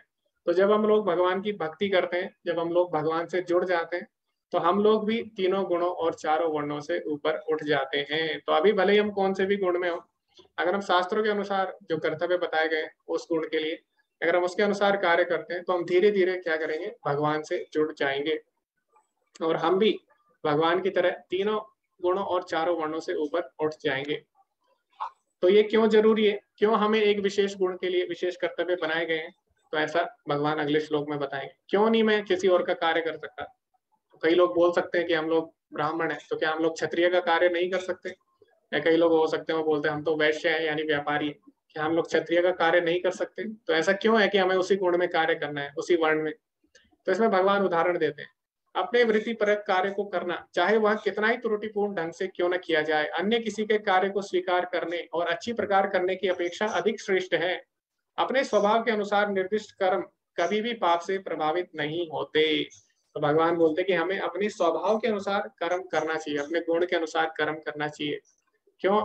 क्योंकि इसको हम अगर गलत तरीके से भी करते हैं तो एक दिन हम इसमें सिद्धि प्राप्त कर लेंगे, लेकिन वही आप अगर दूसरों का अनुसरण करते हैं तो हो सकता है आप उसको अच्छी तरीके से कर लो लेकिन आगे जाके आपको दुख देगा। अब मैं आपको उदाहरण देता हूँ कैसे। तो अभी क्या हो रहा है आजकल कि हम लोग बच्चों से पूछेंगे आप लोग बचपन में आपको क्या बनना है आगे बड़े होके, तो अलग अलग सब बोलते हैं। कोई बोलते हैं मुझे टीचर बनना है, ठीक है, कोई बोलता है मुझे आर्मी में जाना है, कोई बोलता है मुझे अपना बिजनेस करना है, कोई बोलेगा कि मुझे नहीं पता मुझे क्या करना है, आप मुझे जो काम देंगे मैं कर लूंगा, ठीक है। तो 4 तरह के लोग होते हैं। इसी तरह 4 तरह के वर्ण हैं। कई लोग ब्राह्मण सतोगुण में जो आते हैं, सतोगुण में कार्य करना चाहते हैं, कई लोग क्षत्रिय रजोगुण, इसी प्रकार। तो इस तरह 4 वर्ण है। अभी क्या होगा, मान लीजिए बचपन में सभी का अलग अलग उद्देश्य होता है, मुझे ये बनना है, लेकिन अभी क्या है आजकल माता पिता फोर्स करते हैं बच्चों को कि आपको इंजीनियर ही बनना है, ठीक है, और आपको क्या करना है, आपको एक एग्जाम निकालना पड़ेगा, एक परीक्षा निकालनी पड़ेगी, कंपटीशन की तैयारी करनी होगी। तो कई लोग बच्चों को बचपन से ही तैयारी करानी शुरू कर देते हैं। अब बच्चे का मन तो नहीं था तैयारी करने का, लेकिन जबरदस्ती कई लोग कराते हैं। यानी अभी जो उसका गुण है उसके अनुसार उसको कार्य नहीं करा रहे, वो क्या करा रहे हैं, दूसरों का जो गुण है उसके अनुसार उसको कार्य करने को बोल रहे हैं। तो इससे क्या होता है, अब बच्चा नहीं कर पाता, कई बच्चे नहीं कर पाते तो क्या करते हैं, दुखी होकर आत्महत्या भी कर लेते हैं। या फिर मान लीजिए उसने कर भी लिया, अगर भगवान यहाँ पे बोलेगा वो कर भी लेता है, तो आगे जाके क्या होता है, ऐसे बच्चे उनको आनंद नहीं मिलता अपने कार्य में जो कर रहे हैं, ठीक है। जैसे आपने देखा होगा कई लोग आईएएस कर लेते हैं, आईएएस बन भी जाते हैं, फिर भी वो लोग आत्महत्या कर लेते हैं, ठीक है।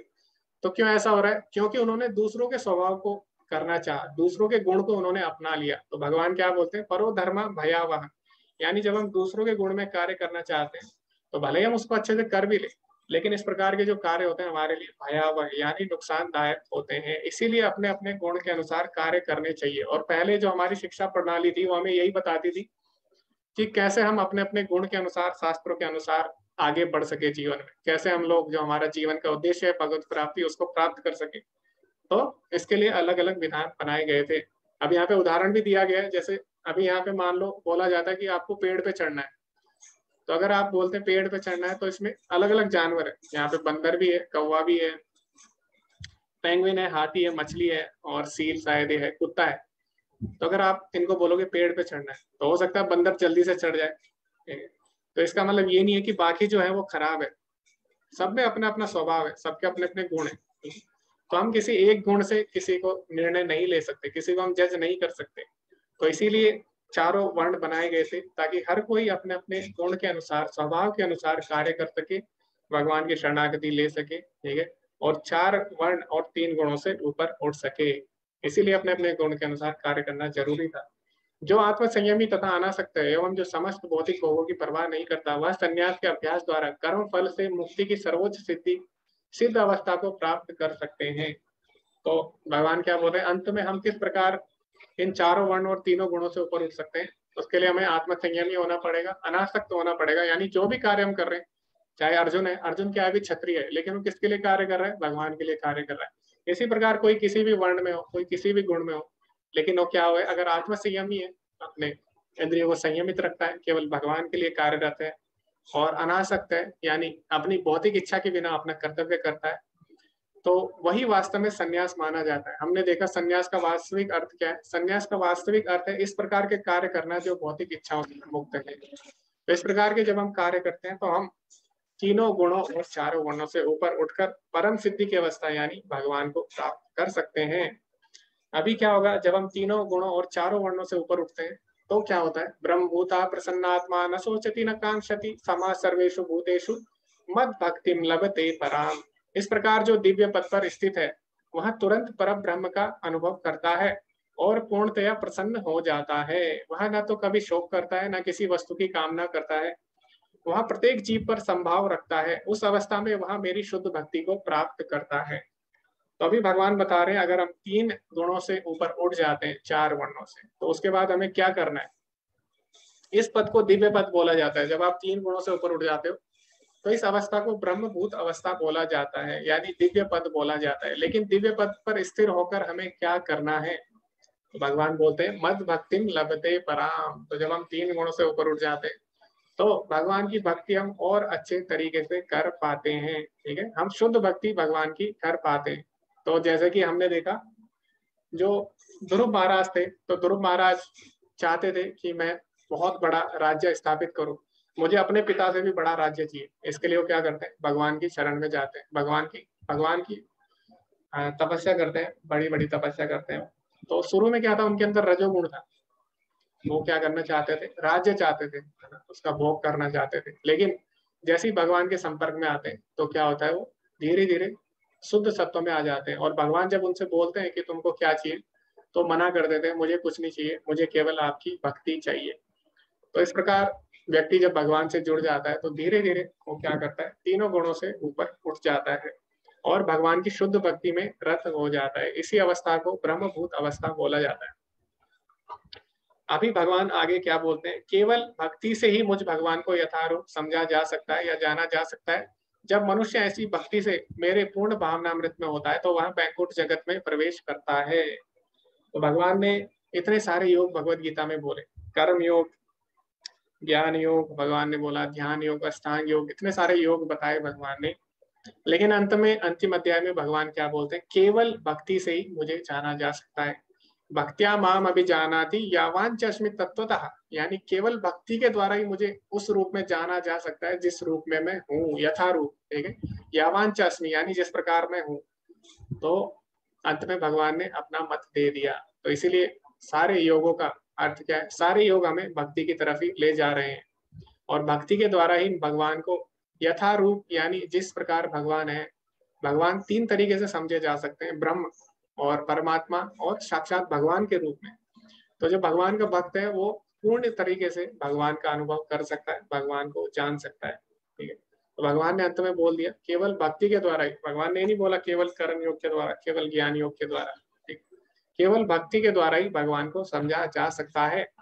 मेरा शुद्ध भक्त मेरे संरक्षण में समस्त प्रकार के कार्यों में संलग्न रहकर मेरी कृपा से नित्य तथा अविनाशी धाम को प्राप्त करता है। यदि तुम मुझसे भावना भावित होंगे तो तुम मेरी कृपा से बद्ध जीवन के सारे अवरोधों को लांघ जाओगे। यदि तुम मिथ्या अहंकार वश ऐसी चेतना में कर्म नहीं करोगे और मेरी बात नहीं सुनोगे तो तुम विनष्ट हो जाओगे। तो भगवान बोल रहे हैं अगर तुम मेरी बात मानते हो तो जीवन में आगे बढ़ोगे, लेकिन मेरी बात नहीं मानोगे तो तुम नष्ट हो जाओगे। अब अच्छा, अब कोई सोच सकता है कि क्या इसका मतलब ये है कि भगवान हमें भगवत गीता में डरा रहे हैं, जबरदस्ती अपनी बात मनवाना चाहते हैं? ऐसा नहीं है।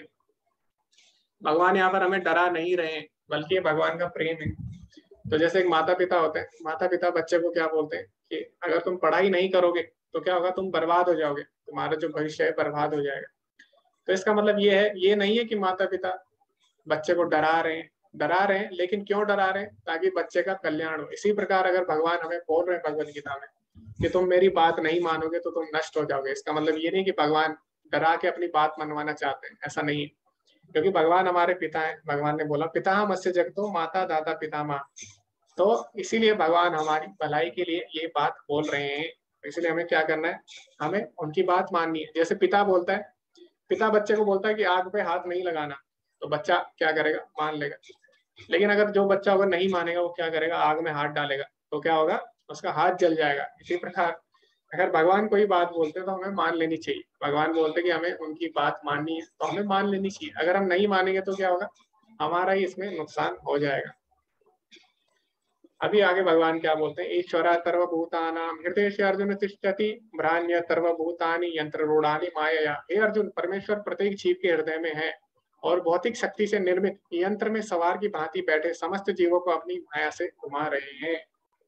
तो जो शरीर है एक यंत्र की तरह है, और ये शरीर जो यंत्र है इसमें कौन बैठा है अंदर, दो चीजें बैठी है, एक है परमात्मा और एक है आत्मा। तो आत्मा इच्छा करती है और परमात्मा क्या करता है, परमात्मा जो है सृष्टि करते हैं माया की, ताकि जो जीवात्मा है वो क्या कर सके, वो अपनी इच्छा पूर्ति कर सके। तो जब जीवात्मा कोई इच्छा करती है तो उसके बाद उसको एक शरीर मिल जाता है उसकी इच्छा के अनुसार। उसके बाद वो बद्ध हो जाती है उस कार्य को करने के लिए। जैसे किसी को हाथी का शरीर मिल गया, किसी के अंदर बहुत ज्यादा खाने की इच्छा है, उसको हाथी का शरीर मिल गया, तब वो कुछ नहीं कर सकता। अब वो उसमें बाध्य हो गया कि उसको खाना ही पड़ेगा, क्योंकि उसकी इच्छा के अनुसार उसको एक शरीर मिल गया। इसी प्रकार ये शरीर यंत्र जैसा है और आत्मा इसमें बैठी रहती है जो कि इच्छा करती है। और परमात्मा क्या करते हैं, परमात्मा उसकी इच्छा को पूरा करते हैं। तो परमात्मा ऐसा क्यों करते हैं वो हम आगे पढ़ेंगे। तमेवं शरणं गच्छा सर्वभावेन भारत, तत्पश्चात् पराम शांतिं स्थानं प्राप्स्यसि शाश्वतम। हे भारत, सब प्रकार से उसकी शरण में जाओ, उसकी कृपा से तुम परम शांति को तथा परम नित्य धाम को प्राप्त करोगे। तो भगवान क्या बोल रहे हैं, जो परमात्मा हमारे हृदय में है तो तुम उसकी शरण में जाओ, उसी की कृपा से तुम परम शांति और परम धाम को प्राप्त करोगे। इति ते ज्ञानमाख्यातं गुह्याद् गुह्यतरं मया विमर्श्यतेन येषेण यथा इच्छसि तथा कुरु। हे अर्जुन, इस प्रकार मैंने तुम्हें गुह्यतर ज्ञान बतला दिया, इस पर पूरी तरह से मनन करो और तब जो चाहे सो करो। तो भगवान ने पूरी भगवत गीता बोली अर्जुन को, लेकिन अंत में क्या बोला, अंत में भगवान ने बोला यथा इच्छसि तथा कुरु, यानी जो तुम्हारी इच्छा है वो करो।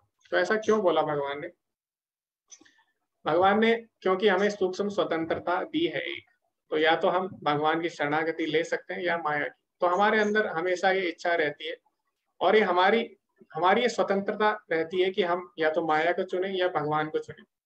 जैसा भी आपके सामने दो गिलास है, एक में गलत चीज है एक में सही चीज है, तो अभी आपकी इच्छा है, तो एक थाली है उसमें प्रसाद है, एक थाली है उसमें गलत चीज है, तो अभी आपकी इच्छा है आप क्या खाते हो, आप प्रसाद भी खा सकते हो, आप गलत चीज भी खा सकते हो।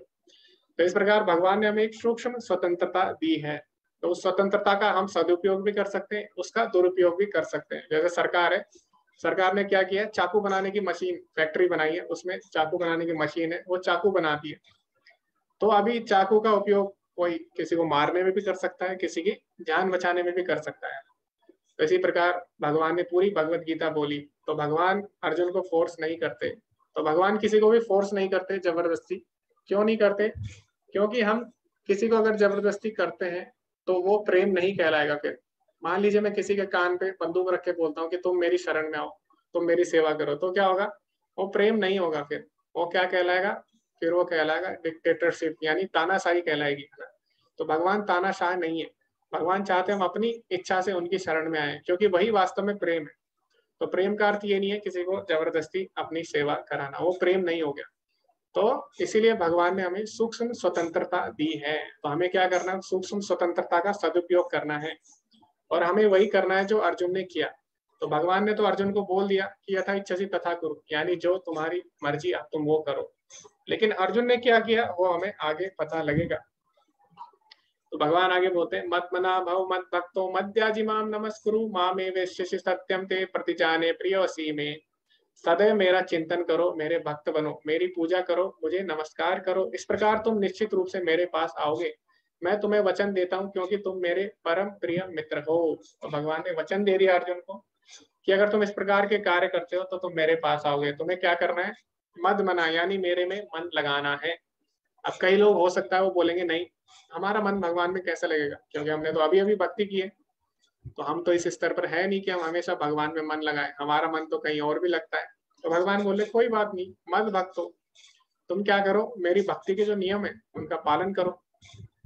तब भी लोग बोल सकते कि नहीं भक्ति के नियम तो बहुत ही कठिन है हमारे लिए पालन करना, अभी उसमें समय लगेगा।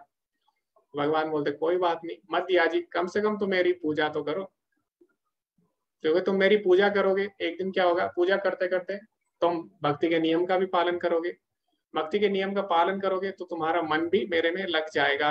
तो कई लोग हो सकता है बोले अभी भी कि नहीं हमारे पास इतना समय नहीं है कि हम भगवान की पूजा कर सके डेली। तो भगवान बोलते ठीक है कोई बात नहीं, माम नमस्कुरु, कम से कम मुझे नमस्कार करो, क्योंकि अगर तुम भगवान को हम नमस्कार करेंगे तो उससे क्या होगा, धीरे धीरे हम भगवान की पूजा अर्चना भी करेंगे, धीरे धीरे हम उनकी भक्ति के नियम का पालन करेंगे और धीरे धीरे हमारा मन भी भगवान में लग जाएगा। तो भगवान में मन लगने से क्या होगा, जब अंत समय में हम ये शरीर त्यागेंगे तो क्या होगा, भगवान में अगर हम मन लगाएंगे पूरे जीवन भर तो अंत काल में भगवान का स्मरण आएगा, और जब भगवान का स्मरण आएगा तो क्या होगा, भगवान बोलते हैं अंत काले च मामेव स्मरण मुक्त्वा कलेवरम या प्रयाति समद्भावम याति नास्त्यत्र संशया। भगवान बोलते हैं इसमें कोई भी संशय नहीं है, जो अंत काल में शरीर त्यागते समय भगवान को याद करेगा वो भगवान के धाम जाएगा। वो कैसे होगा, जब हम भगवान में अपना मन लगाएंगे। तो जो कृष्ण भावनामृत है वो हमें यही सिखाती है भगवान में कैसे मन लगाया जाए। इसीलिए हम क्या करते हैं, हमेशा भगवान के नाम का कीर्तन करते हैं, भगवान के नाम का जप करते हैं और हम भक्ति की गतिविधियां करते हैं ताकि भगवान में हमारा मन लग सके। अंत में फिर भगवान बोलते हैं, अब ये जो श्लोक है इसको भगवत गीता का सार भी बोला जाता है। तो आपने देखा होगा कई वीडियोस होती है यूट्यूब पे, भगवत गीता समझे 5 मिनट में, भगवत गीता समझे 1 घंटे में। तो भगवत गीता अगर आपको समझनी है 1 मिनट में तो आप ये श्लोक पढ़ सकते हैं और इसका तात्पर्य पढ़ सकते हैं। तो आप 1 मिनट में भगवत गीता समझ सकते हो अगर केवल आप ये एक श्लोक पढ़ लेते हैं।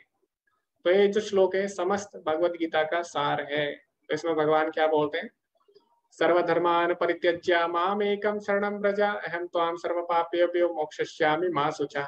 समस्त प्रकार के धर्मों का परित्याग करो और मेरी शरण में आओ, मैं समस्त पापों से तुम्हारा उद्धार कर दूंगा, डरो मत।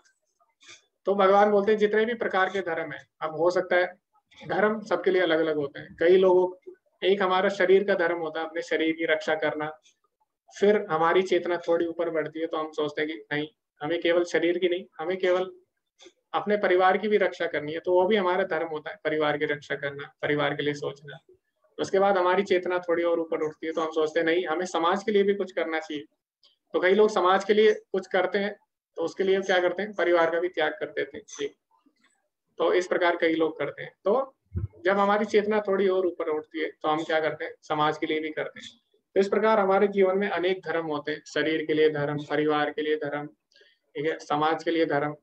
लेकिन अगर हमारे अंदर भगवान की भक्ति नहीं है तो क्या होगा, तो हम जो जीवन की वास्तविक समस्याएं हैं तो उनको हल नहीं कर पाएंगे। ना तो हम अपने शरीर को बचा सकते हैं, ना हम अपने परिवार को बचा सकते हैं, ना हम समाज को बचा सकते हैं। तो वास्तव में अगर किसी को बचाना है तो वास्तविक समस्याएं क्या है, 4 समस्याएं भगवान ने भगवत गीता में बताई है, जन्म मृत्यु जरा व्याधि। तो ऐसा नहीं है कि आप, इसका मतलब ये है कि आप अपने परिवार का, अपने शरीर का ध्यान ना रखें, ये भी हमें करना है, लेकिन हमें जानना होगा कि वास्तव में परोधर्म क्या है। परोधर्म है इससे ऊपर, और जब हम उस धर्म को करते हैं तो सारे धर्म अपने आप पूरे हो जाते हैं। वो धर्म कौन सा है, भगवान की शरणागति। तो भगवान की शरणागति को सबसे बड़ा धर्म माना गया है। तो अगर कोई भगवान की शरणागति करता है तो वो सारी समस्याओं से छूट सकता है, उसके शरीर की भी रक्षा हो जाती है, उसके परिवार की भी रक्षा हो जाती है और उसके समाज की भी रक्षा हो जाती है। तो इसीलिए जो भक्ति है उसको परो धर्म बोला गया है।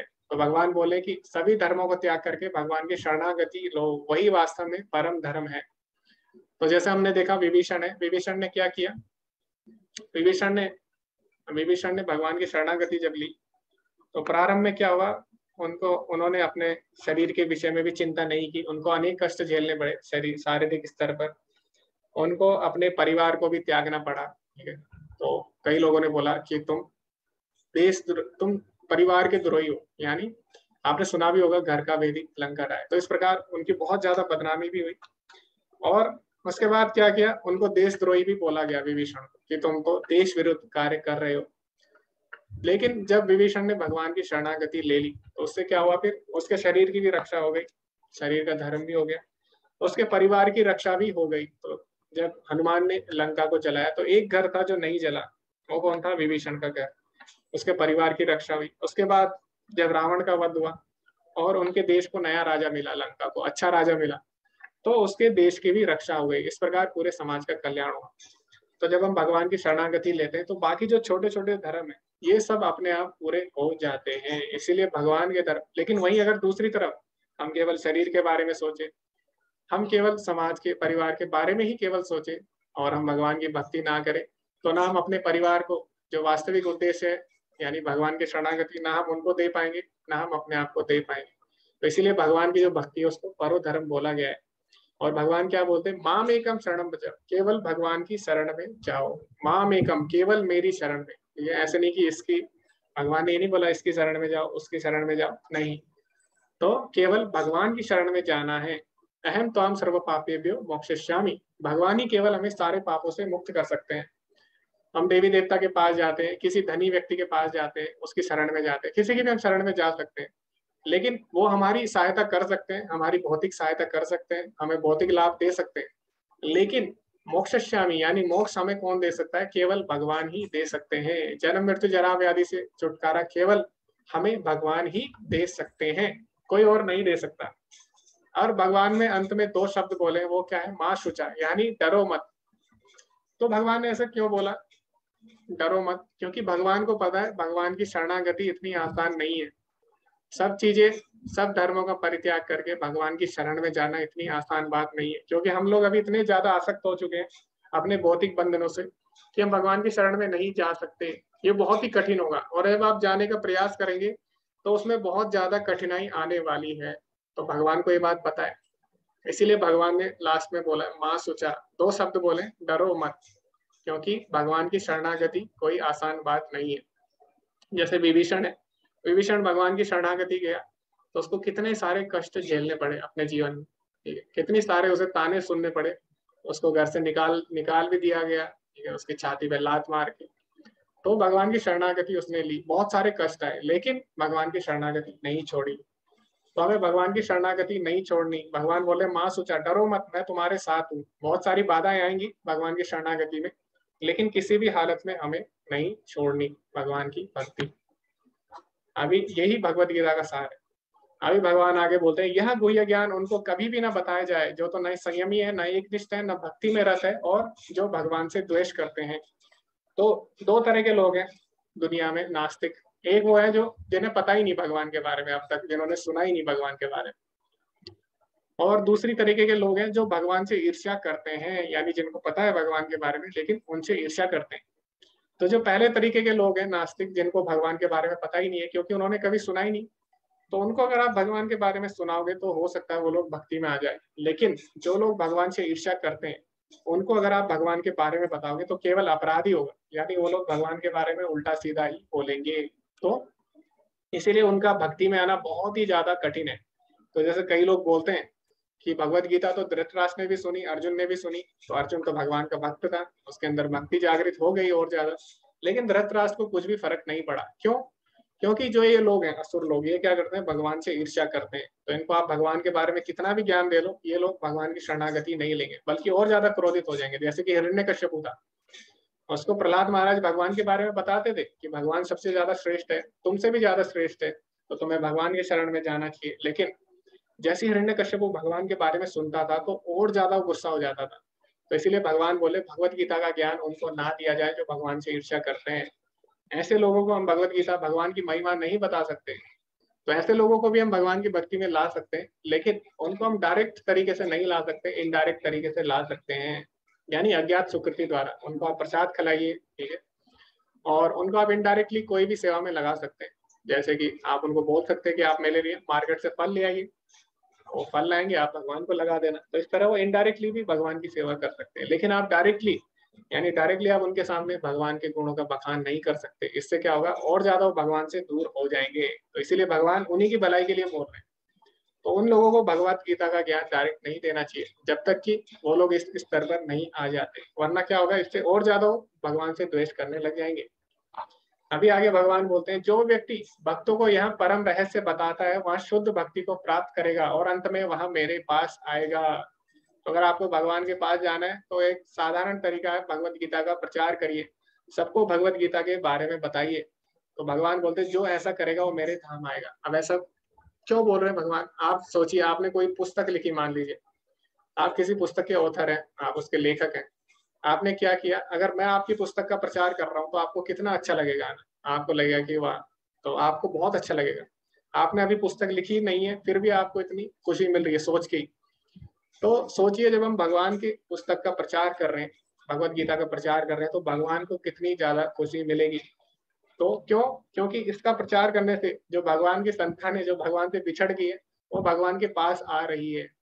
तो सोचिए, अगर कोई पिता है, कोई पिता की संतान कहीं चली गई, पिता ने क्या किया, एक लेटर लिखा, वो लेटर आप उसके पुत्र को दे दोगे और उसका पुत्र अगर घर आ जाएगा तो पिता को कितना ज्यादा प्रसन्नता होगी, उसका पिता आपको गले लगा लेगा। तो इसी प्रकार हम सब भगवान की संतान है। तो हम क्या करते हैं, जब भगवान का लेटर सब तक पहुंचाते हैं और सबको हम भगवान से जोड़ते हैं, तो भगवान बहुत ज्यादा खुश होते हैं कि मेरी सारी संतानें मेरे पास आ रही है। तो भगवान बहुत ज्यादा प्रसन्न होते हैं जो भगवत गीता का ज्ञान सबको बताता है। तो केवल एक ही सेवा है जो भगवान के धाम में नहीं है, वो सेवा, विशेष सेवा केवल इसी धरती पर उपलब्ध है। वो सेवा कौन सी है? वो सेवा है भगवान के नाम का प्रचार। तो भगवान के नाम का प्रचार भगवान के धाम में नहीं होता। भगवान के धाम में भगवत गीता नहीं बोली जाती। क्यों? क्योंकि वहां पे सभी भगवान के भक्त है, इसलिए वहां पे प्रचार नहीं किया जाता। लेकिन प्रचार कहाँ पे किया जाता है? जहाँ पे लोग भक्ति नहीं करते।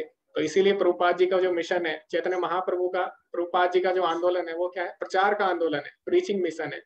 तो इसके अंतर्गत हम क्या करते हैं? भगवत गीता का प्रचार करते हैं ताकि सभी लोगों तक भगवत गीता पहुंचे। और एक विशेष सेवा केवल धरती पे ही है, तो भगवान इससे बहुत ही ज्यादा प्रसन्न होते हैं।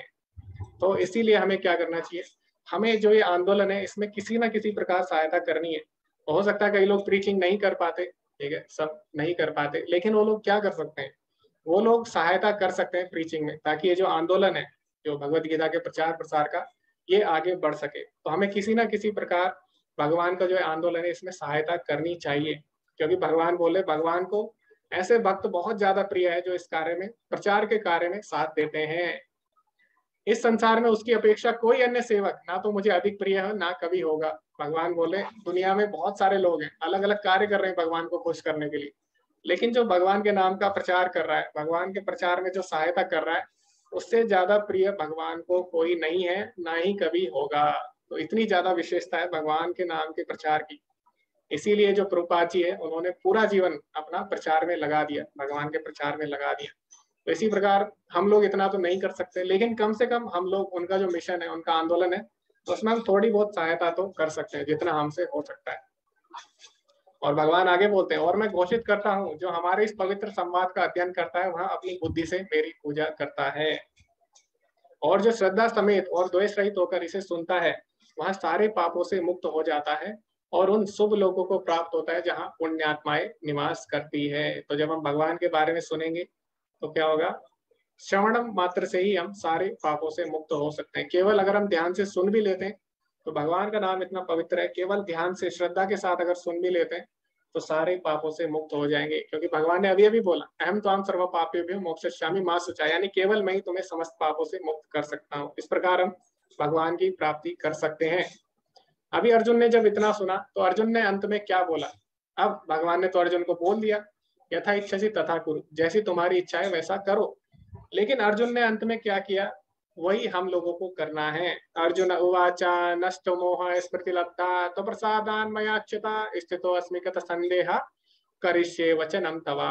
अर्जुन ने कहा, हे कृष्ण, हे अच्युत, अब मेरा मोह दूर हो गया, आपके अनुग्रह से मेरी स्मरण शक्ति वापस मिल गई, अब मैं संशय रहित तथा दृढ़ हूँ और आपके आदेश अनुसार कर्म करने के लिए उद्युक्त हूँ। तो भगवान ने तो बोल दिया यथा इच्छसि तथा कुरु, लेकिन अर्जुन ने क्या बोला, करिष्ये वचनम तवा, यानी जैसा आप बोलोगे वैसे ही मैं करूंगा। तो यही हमारा भाव होना चाहिए भगवत गीता पढ़ने के बाद, जो अर्जुन का भाव है। अगर हमारे अंदर ऐसा भाव नहीं आ रहा, यानी हमने भगवत गीता को सही से समझा नहीं, या फिर हमने गलत भगवत गीता पढ़ ली है। तो अगर हमारे मन में अभी यही भाव आ रहा है कि जो भगवान ने बोला हम वही करेंगे, करिष्य वचनम तवा, जैसे कि अर्जुन ने बोला, तो इसका मतलब हम सही दिशा में जा रहे हैं। तो हमें भी वही करना है जो अर्जुन ने किया। अभी इसी के साथ भगवत गीता का जो संवाद है अर्जुन और भगवान श्री कृष्ण के बीच समाप्त होता है। अंत में जो संजय है, जो धृतराष्ट्र को ये बातें बता रहे हैं, उनका क्या कहना है। संजय ने कहा, इस प्रकार मैंने कृष्ण तथा अर्जुन इन दोनों महापुरुषों की वार्ता सुनी और यह संदेश इतना अद्भुत है कि मेरे शरीर में रोमांच हो रहा है। व्यास की कृपा से मैंने ये परम गुह्य बातें साक्षात योगेश्वर कृष्ण के मुख से अर्जुन के प्रति कही जाती हुई सुनी। हे राजन, जब मैं कृष्ण तथा अर्जुन के मध्य हुई इस आश्चर्यजनक तथा पवित्र वार्ता का बारंबार स्मरण करता हूँ तो प्रतिक्षण आह्लाद से गदगद हो उठता हूँ। तो जो संजय है वो बोल रहा है कि भगवान की बातें इतनी मधुर है, भगवान ने जो भगवत गीता में बोली है इतनी मधुर बातें हैं कि इनको मैं बार बार याद कर रहा हूँ और बार बार मेरा मन खुशी से भर जा रहा है, बार बार मैं रोमांचित हो जाता हूँ और अपने गुरु का धन्यवाद करते हैं व्यास देव जी का, कि जिन्होंने मुझे दिव्य दृष्टि दी, जिसके कारण मैं भगवान की जो बातें हैं भगवत गीता उसको सुन पाया। तो बहुत बहुत धन्यवाद देते हैं अपने गुरुजनों का। और अंत में फिर क्या बोलते हैं, अंत में बोलते हैं, यत्र योगेश्वरः कृष्णो यत्र पार्थो धनुर्धरः तत्र श्री विजयो मूर्ति दुर्गो नीति मतिर्ममा। जहाँ योगेश्वर कृष्ण है और जहाँ परम धनुर्धर अर्जुन है, वहीं ऐश्वर्य, विजय, अलौकिक शक्ति तथा नीति भी निश्चित रूप से रहती है, ऐसा मेरा मत है। तो जहाँ भगवान है और भगवान के भक्त हैं, वहीं पे सारा ऐश्वर्य है, वहीं पे सारी विजय है, वहां पे सारी श्री है, तो सब चीज वहीं पे है। तो भगवान और भगवान के भक्त जहाँ पे है वहां पे सारी चीजें हैं, यही भगवत गीता का सार है। अंत में श्रील प्रभुपाद बोलते हैं, जहाँ कृष्ण तथा अर्जुन उपस्थित है वहीं संपूर्ण श्री होगी। युद्ध को यह निर्णय करना था कि संसार पर शासन कौन करेगा। संजय ने भविष्यवाणी की कि सत्ता युधिष्ठिर के हाथ में चली जाएगी, क्योंकि वे न केवल पुण्यात्मा तथा पवित्र आत्मा थे, अपितु वे कठोर नीतिवादी थे। उन्होंने जीवन भर कभी भी असत्य भाषण नहीं किया। तो जो संजय थे वो चापलूस मंत्री नहीं थे। संजय ने जो भी बातें बोली सारी बातें एकदम सत्य बोली। संजय कभी भी झूठ नहीं बोलते थे। तो अंत में उन्होंने क्या बोला कि जहां भगवान श्री कृष्ण और अर्जुन है वहीं पे सारी विजय है। तो यानी उनको पता लग चुका था कि विजय किसकी होने वाली है, अंत में अर्जुन की ही होने वाली है। इस प्रकार वो धृतराष्ट्र को साफ साफ बता देते हैं। भगवत गीता से हम यह समझ सकते हैं कि ज्ञान तथा ध्यान द्वारा अपनी अनुभूति एक विधि है, लेकिन कृष्ण की शरणागति सर्वोच्च सिद्धि है। यह भगवत गीता के उपदेशों का सार है। पूर्ण कृष्ण भावना भावित होकर भक्ति में कृष्ण की शरणागति गुह्यतम उपदेश है। यही 18वें अध्याय का सार है। भगवत गीता में 5 प्रमुख विषयों की व्याख्या की गई। भगवान, भौतिक प्रकृति, जीव, काल तथा कर्म, सब कुछ भगवान कृष्ण पर आश्रित है। जीव अपने मूल रूप से शुद्ध आत्मा है, वह परमात्मा का परमाणु मात्र है। चूंकि सारे जीव कृष्ण की तटस्था शक्ति है, अतएव उनका संसर्ग भौतिक शक्ति या आध्यात्मिक शक्ति से होता है। दूसरे शब्दों में जीव भगवान की पराशक्ति से है, अतएव उसमें किंचित स्वतंत्रता रहती है।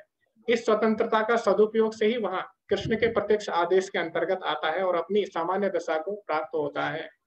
तो हम लोग वास्तव में भगवान के अंश हैं और हम लोग भगवान के शाश्वत अंश हैं, लेकिन भगवान ने जो हमें सूक्ष्म स्वतंत्रता दी है, इसी के कारण हम भगवान से दूर भी होते हैं, इसी कारण हम भगवान से पास भी आ सकते हैं। तो अभी भगवत गीता पढ़ने के बाद हमें पता लग चुका है कि वास्तव में हमारा जो स्वभाव है वो क्या है, वास्तव में हम कौन है। तो हमें क्या करना है, अभी हमारी इच्छा है, हमारी स्वतंत्रता है, हम उसको कैसे उपयोग करें। तो अभी हमें क्या करना है, जैसे अर्जुन ने कहा किया, करिष्य वचनम तवा, अर्जुन ने क्या बोला, मैं वही करूंगा जो भगवान ने बोला है। तो अभी हमें वही करना चाहिए जो भगवान ने भगवत गीता में बोला है, और भगवान की शरणागति ही हमारे जीवन का सार है। तो ज्ञान योग, ध्यान योग, ये सारी एक विधि है, लेकिन अंत में ये सारी विधि क्यों है, ताकि हम भगवान की शरणागति ले सके। ठीक है, मामेकम शरणम व्रजा। तो इसी के साथ भगवत गीता 18 डेज का 24वां बैच समाप्त होता है। आप सभी का धन्यवाद अंत तक बने रहने के लिए। अंत में सभी एक बार बोलेंगे, हरे कृष्णा कृष्ण कृष्ण हरे हरे, हरे राम राम राम हरे हरे। धन्यवाद आप सभी का। आप सभी अंत तक बने रहे भगवद गीता के इस कोर्स में। आपको कैसा लगा, आपका अनुभव कैसा लगा, आपको इससे क्या सीखने को मिला और किस तरह से इस कोर्स में और सुधार किया जा सकता है, वो भी आप अपनी राय दे सकते हैं। ऐसा नहीं है कि सब कुछ अच्छे से ही हुआ हो, आपकी इच्छानुसार ही हुआ हो, फिर भी हो सकता है इसमें कुछ त्रुटि रह गई हो तो आप मुझे बता सकते हैं ताकि अगली बार इसमें हम और सुधार कर सकें। और अभी भगवद गीता 25वां बैच आरंभ होने जा रहा है, तो इसकी हम सिल्वर जुबली मनाएंगे 25वें बैच की। और इसमें हमें क्या करना है, हमें और भी लोगों को इसमें जोड़ना होगा इस बार। तो आप सभी इसका प्रचार करिए और आप सभी इस लाभ को सभी तक पहुंचाए भगवद गीता, क्योंकि इसके कोई भी पैसे नहीं है, फ्री में कोर्स है। तो आप सभी को इसके बारे में बता सकते हैं, सभी लोगों को जोड़ सकते हैं और इस तरह आप भगवान की विशेष कृपा पा सकते हैं अपने जीवन में। तो आप भी प्रचार कर सकते हैं भगवद गीता का, सबको इस कोर्स के बारे में बता सकते हैं। तो अंत में अगर कोई, अभी हम क्या कर रहे हैं, अभी एक प्रोजेक्ट है जो कि मंदिर बन रहा है अभी इस्कॉन श्री श्री राधा गोविंद टेम्पल अभी बना नहीं है, क्योंकि अभी जो भी सेवा हो रही है भगवान की, भगवान एक फ्लैट में किराए के मकान में अभी रह रहे हैं। तो अभी जहाँ से कोर्स हो रहा है इस्कॉन मंगलुरु, अभी वहाँ पे मंदिर बनने वाला है, मंदिर निर्माण का कार्य आरंभ हो चुका है। तो यहाँ पे जमीन भी खरीद ली गई है, मैंगलोर में, कर्नाटक में है, और यहाँ पे भगवान का भव्य मंदिर बन रहा है। तो आप सभी इस शुभ कार्य में, भगवान के कार्य में साथ दे सकते हैं, ठीक है। और सभी जो लोग हैं भगवान की सेवा कर रहे हैं, जो कि पूरी तरह भगवान को समर्पित है, जिनके कारण भगवद गीता का ज्ञान हम तक पहुंच पा रहा है, तो वो जो लोग हैं जो पूरी तरह समर्पित है और जो मंदिर के कार्य में लगे, तो वो चाहते तो वो भी एक आसान जीवन जी सकते थे। ऐसा नहीं है कि उन लोगों के पास कुछ नहीं था, वो लोग भी अच्छी अच्छी जगह से पढ़ रखे और वो लोग भी बहुत अच्छी अच्छी नौकरी कर रहे थे, लेकिन उन्होंने कहीं ना कहीं इस आंदोलन का चुना प्रभुपाद जी के। तो क्यों चुना? ताकि वो लोग हम सब तक भगवद गीता का ज्ञान पहुंचा सके। तो वो लोग पूरी तरह समर्पित है, तो हमें चाहिए कि हम लोग किसी ना किसी तरह उनकी सहायता करें ताकि भगवद गीता का जो ज्ञान है वो पूरी दुनिया में फैल सके, उसका प्रचार हो सके। तो आप लोग भी इस कार्य में सहायता कर सकते हैं उनकी। तो ये मंदिर बन रहा है इस्कॉन मंगलुरु का, और आप इसमें सहायता कर सकते हैं। और ये जमीन खरीद ली गई है यहाँ पे, तो और भी मंदिर में अलग अलग सेवाएं हैं, आप उनमें भी सहायता कर सकते हैं। तो इस तरह जो मंदिर बन रहा है आप उसमें ईंट की भी सेवा दे सकते हैं, ठीक है। 2 ईंट, 5 ईंट, 10 ईंट, या फिर एक आप जमीन 1 स्क्वायर फीट, 2 स्क्वायर फीट, इस तरह जमीन की भी आप सेवा दे सकते हैं। और इस तरह मंदिर में बहुत सारी सेवाएं हैं, तो आप किसी न किसी तरह जैसा भी आपसे हो सके, आप ये जो प्रचार का कार्य है इसमें सहायता कर सकते हैं। तो ये जो लिंक है ये मैं ग्रुप में भेज दूंगा, आप में से जो भी जिसकी भी सामर्थ्य है वो लोग इस कार्य में अपना सहयोग दे सकते हैं। धन्यवाद आप सभी का। तो अभी हम सबसे उनका अनुभव सुनेंगे, इसके बाद हम अगले बैच में फिर से मिलेंगे। तो ये जो, ऐसा नहीं है कि भगवद गीता का कोर्स खत्म हो गया है, भगवद गीता का कोर्स हमेशा चलता रहता है। भगवद गीता हमेशा से थी, हमेशा से है और हमेशा रहेगी। तो इसीलिए आप सब लोग जुड़ते रहिए और बार बार इस कोर्स को करते रहिए, क्योंकि इसमें कोई भी फीस नहीं ली जाती। तो इसमें बहुत सारे लोग हैं जो बहुत बार इस कोर्स को कर चुके हैं, जैसे कि हम लोग देखते हैं अभी ध्रुव है, तो ध्रुव भी 10 बार लगभग इस कोर्स को कर चुका है। मैंने स्वयं जब ये कोर्स किया था मैं भी 5 बार मैंने लगातार किया। तो इस तरह आप भी भगवद गीता को कई बार कर सकते हैं। तो फिर से हम अगले कोर्स में मिलेंगे, उससे पहले हम सबका अनुभव सुन लेते हैं। किसी का कोई प्रश्न है या राय या सुझाव है तो आप बता सकते हैं। हरे कृष्णा अजय प्रभु जी। हरे कृष्णा प्रभु जी। प्रभु जी, ये हमारा अनुभव बहुत अच्छा रहा और समझने में, हमने पढ़ी तो थी लेकिन आपसे सुन के हमें जो बहुत क्लैरिटी हुई और बहुत आनंद आया।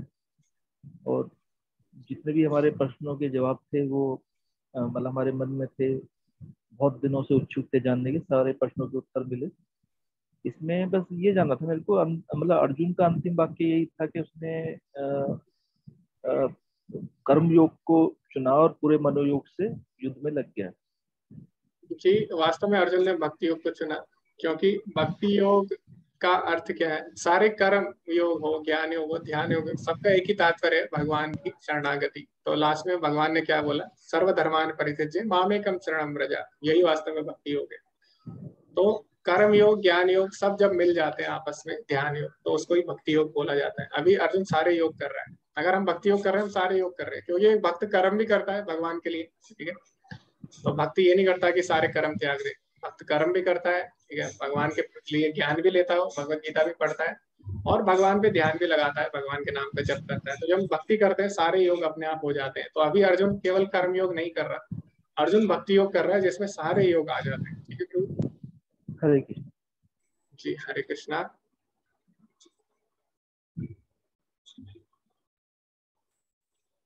ओके, हरे कृष्णा सुधीर प्रभु जी। गुरु जी, आपके आशीर्वाद से हमारे अज्ञान रूपी नेत्र धीरे धीरे खुल रहे हैं। अब एक जिज्ञासा ये है कि आदमी को मानव शरीर कितने लाख, 84 लाख के बाद मिलता है, बड़ा दुर्लभ योनि है। तो इसमें जो तमोगुणी व्यक्ति होते हैं वो इतने मतलब मूर्ख बन जाते हैं कि वो उनका खान पान, उनके सोचने की शक्ति सब खत्म हो जाती है। तो वो जो तामसी व्यक्ति हैं, तो पूर्व जन्म में उन्होंने कोई अच्छे कृत्य किए होंगे, तभी उनको मानव की योनि मिली गुरु जी। जी प्रभु जी। तो वो एकदम से इतने गिरे हुए में क्यों कृत्य करने लग जाते हैं गुरु जी? तो प्रभु जी, हम कभी भी गिर सकते हैं, कभी भी, क्योंकि हमारी जो इच्छा है उसके कारण हमारा पतन होता है। तो यहाँ पे हमने भगवत गीता में यही पढ़ा कि जो हमारी सूक्ष्म इच्छा है उसके कारण भले ही आप कितने भी एडवांस हो, जैसे कि भरत महाराज थे, भरत महाराज ने सब चीज त्याग दी थी, इतने एडवांस हो गए थे, लेकिन एक हिरण में रति होने के कारण उनका दोबारा पतन हो गया। तो हमारी जो इच्छा है प्रभु जी, हमें कभी भी गिरा सकती है, भले ही आप कितने भी श्रेष्ठ आगे क्यों ना बढ़ जाए। लेकिन जैसे ही आप सोचते हो कि अब मैं, जैसी चैतन्य चरितामृत में आता है, कृष्ण भूलिया जीवा भोगा वांछा करी, जैसे एक सेकंड के लिए जीवात्मा सोचती है कि मैं कृष्ण को भूलकर अब मैं भोग करूंगा, पश्यते माया तारे झपटिए तरी, उसी क्षण माया उसको पकड़ लेती है। तो हम कभी भी गिर सकते हैं, कभी भी हमारा पतन हो सकता है हमारी इच्छा के कारण। इसीलिए भगवान बोलते हैं मद मना भव मत भक्तो, हमेशा मेरे में मन लगाओ, मेरी भक्ति करो, क्योंकि जैसे ही भगवान को भूलेंगे, भोग की इच्छा आएगी, तो तुरंत ही माया के वश में आ जाएगी, तुरंत हमारा पतन हो जाएगा रजो से तमो तक। तो मतलब निरंतर हम भगवान का वो करते रहे, निरंतर भगवान का स्मरण करिए, भगवान से संबंधित गतिविधियां करिए, और हमेशा जो मुख्य बात है, भक्तों के संग में रहिए, क्योंकि अगर आप गिरते भी हैं, आप भक्तों के संग में हैं, तो भक्त क्या करेंगे, आपको उठा लेंगे। जी जी जी, बहुत बहुत धन्यवाद गुरु जी। जी धन्यवाद प्रभु जी, हरे कृष्णा। तो प्रभु जी इस कोर्स को कई बार कर चुके हैं, अभी हम चैट में भी पढ़ते हैं, चैट में भी सबके कमेंट आए हैं। ओके, कैलाश प्रभु जी को भी अच्छा लगा जी। नवो प्रभु जी, आप भी ज्वाइन कर सकते हैं, जो 25वां कोर्स होगा, और आप सबके साथ शेयर भी करिए, क्योंकि अभी हम चाहते हैं कि जो अभी सिल्वर जयंती आ रही है इसकी कोर्स की, तो ज्यादा से ज्यादा लोग इसमें जुड़े, और ये जो भगवत गीता का ज्ञान है सभी तक पहुंचे। लेवल 2 अगले महीने स्टार्ट हो जाएगा माता जी, उसके लिए ग्रुप में मैसेज आ जाएगा। अर्चना माता जी को भी अच्छा लगा। सुभाष प्रभु जी बोल रहे हैं मंगलाचरण की वीडियो, ठीक है प्रभु जी, मैं वीडियो, अगर आप सर्च करेंगे यूट्यूब पे इसको मंगलाचरण, आपको एक वीडियो मिल जाएगी, लेकिन फिर भी मैं शेयर कर दूंगा।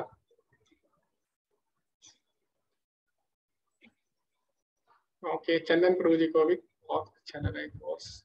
हरे कृष्णा विश्वनाथ प्रभु जी। हरे कृष्णा प्रभु जी।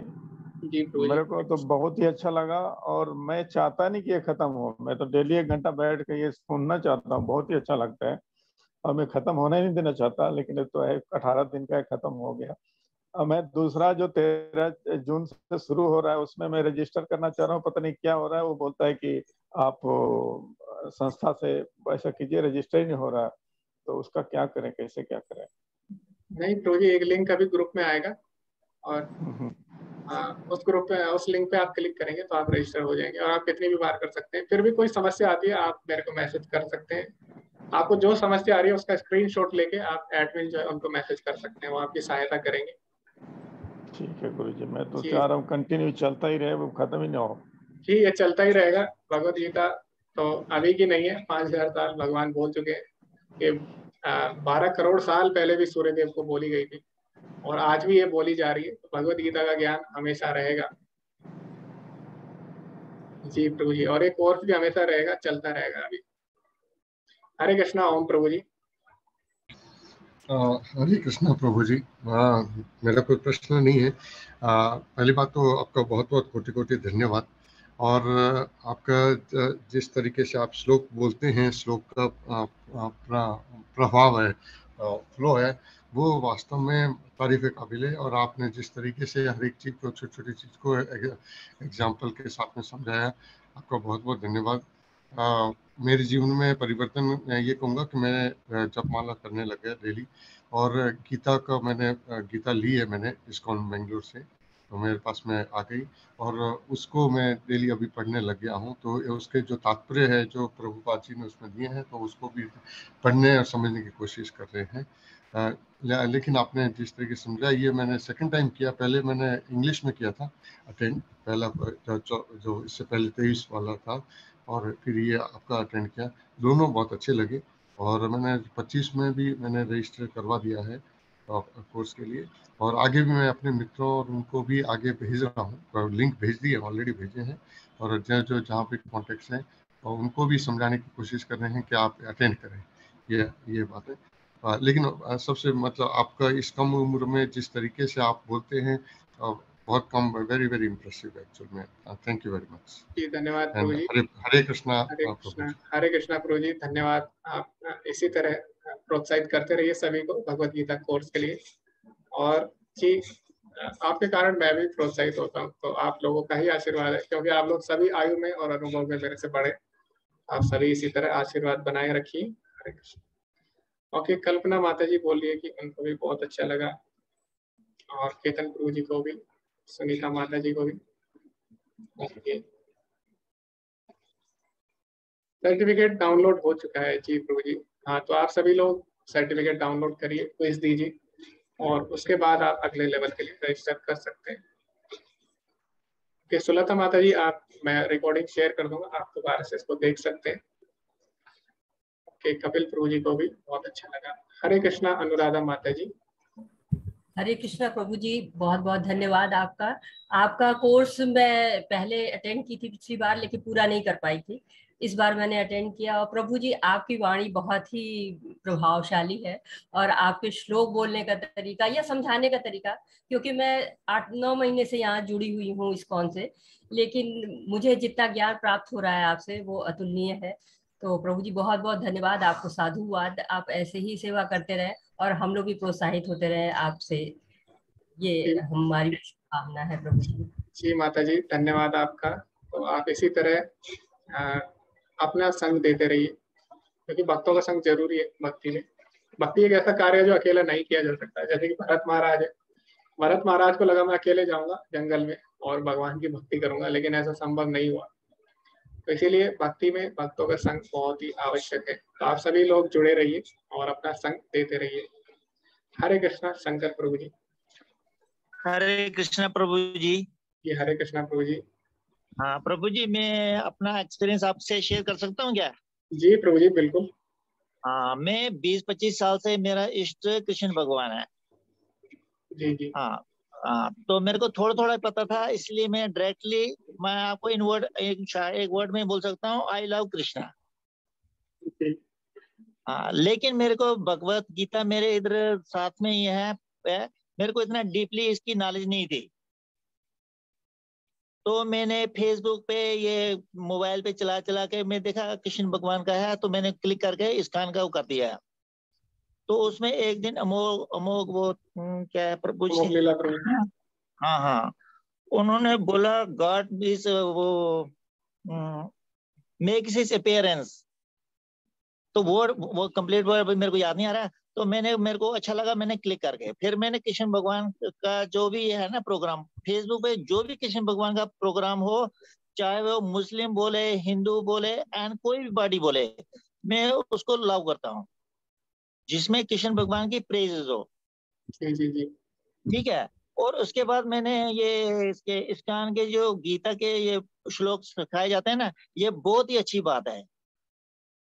तो मैंने ये प्रोग्राम देखते देखते मैं सवेरे भी देखता हूँ, अभी आपका देख रहा हूँ, मैंने शाम को भी देखा है। ये आपका जो 18वां अध्याय का है, इसके पहले भी मैंने 2 किए हैं। अभी मैंने 9 तारीख का भी बुक किया हुआ है, तो वो मैंने वो लेवल 2 का भी मैंने 2 जगह बुक किया हुआ है। तो लेकिन मेरे को भगवत गीता की इतनी नॉलेज नहीं है, मैं आपको डायरेक्टली बता रहा हूँ।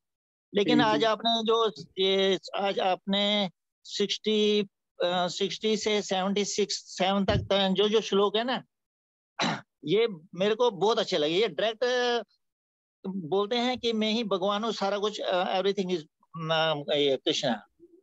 तो आपकी जो जो टीचिंग है ना, मेरे को बहुत अच्छी लगी है। लेकिन इसमें एक ड्रॉबैक ये है कि आप जो भी ये बता रहे हैं ना, ये हमारा दिमाग इतना क्विक नहीं है कि हम इसको फटाफट गैदर कर लें। ये रिकॉर्डिंग हर एपिसोड की आनी चाहिए, हर इसमें। मेरे को तो पर्टिकुलरली नहीं, लेकिन मेरे को पर्टिकुलरली बीच बीच में नहीं आई है। ओके, तो आप बार बार इस कोर्स को करते रहिए, क्योंकि हाँ मैं अभी एक बारी में समझना बहुत मुश्किल। हाँ, अभी अभी अभी मैं आपको फिजिकली, मैं हमने अपना वीडियो बंद किया हुआ। मैं ये जो आपका एक कथा है ना, ये अभी मैं बेड में लेट के सुन रहा हूँ। मैं आपको डायरेक्टली, मैं कोई छुपाने वाली बात नहीं है, मेरे साथ में ही है ये, जहाँ मैं पूजा वगैरह करता हूँ। तो मेरे को बात बताइए, जो मैं ये एक्टिविटी करता हूँ, ये गलत है या सही है? जी, तो हमें भगवान की जब हम बारे में सुनते हैं, हमें थोड़ा गंभीरता से सुनना होता है।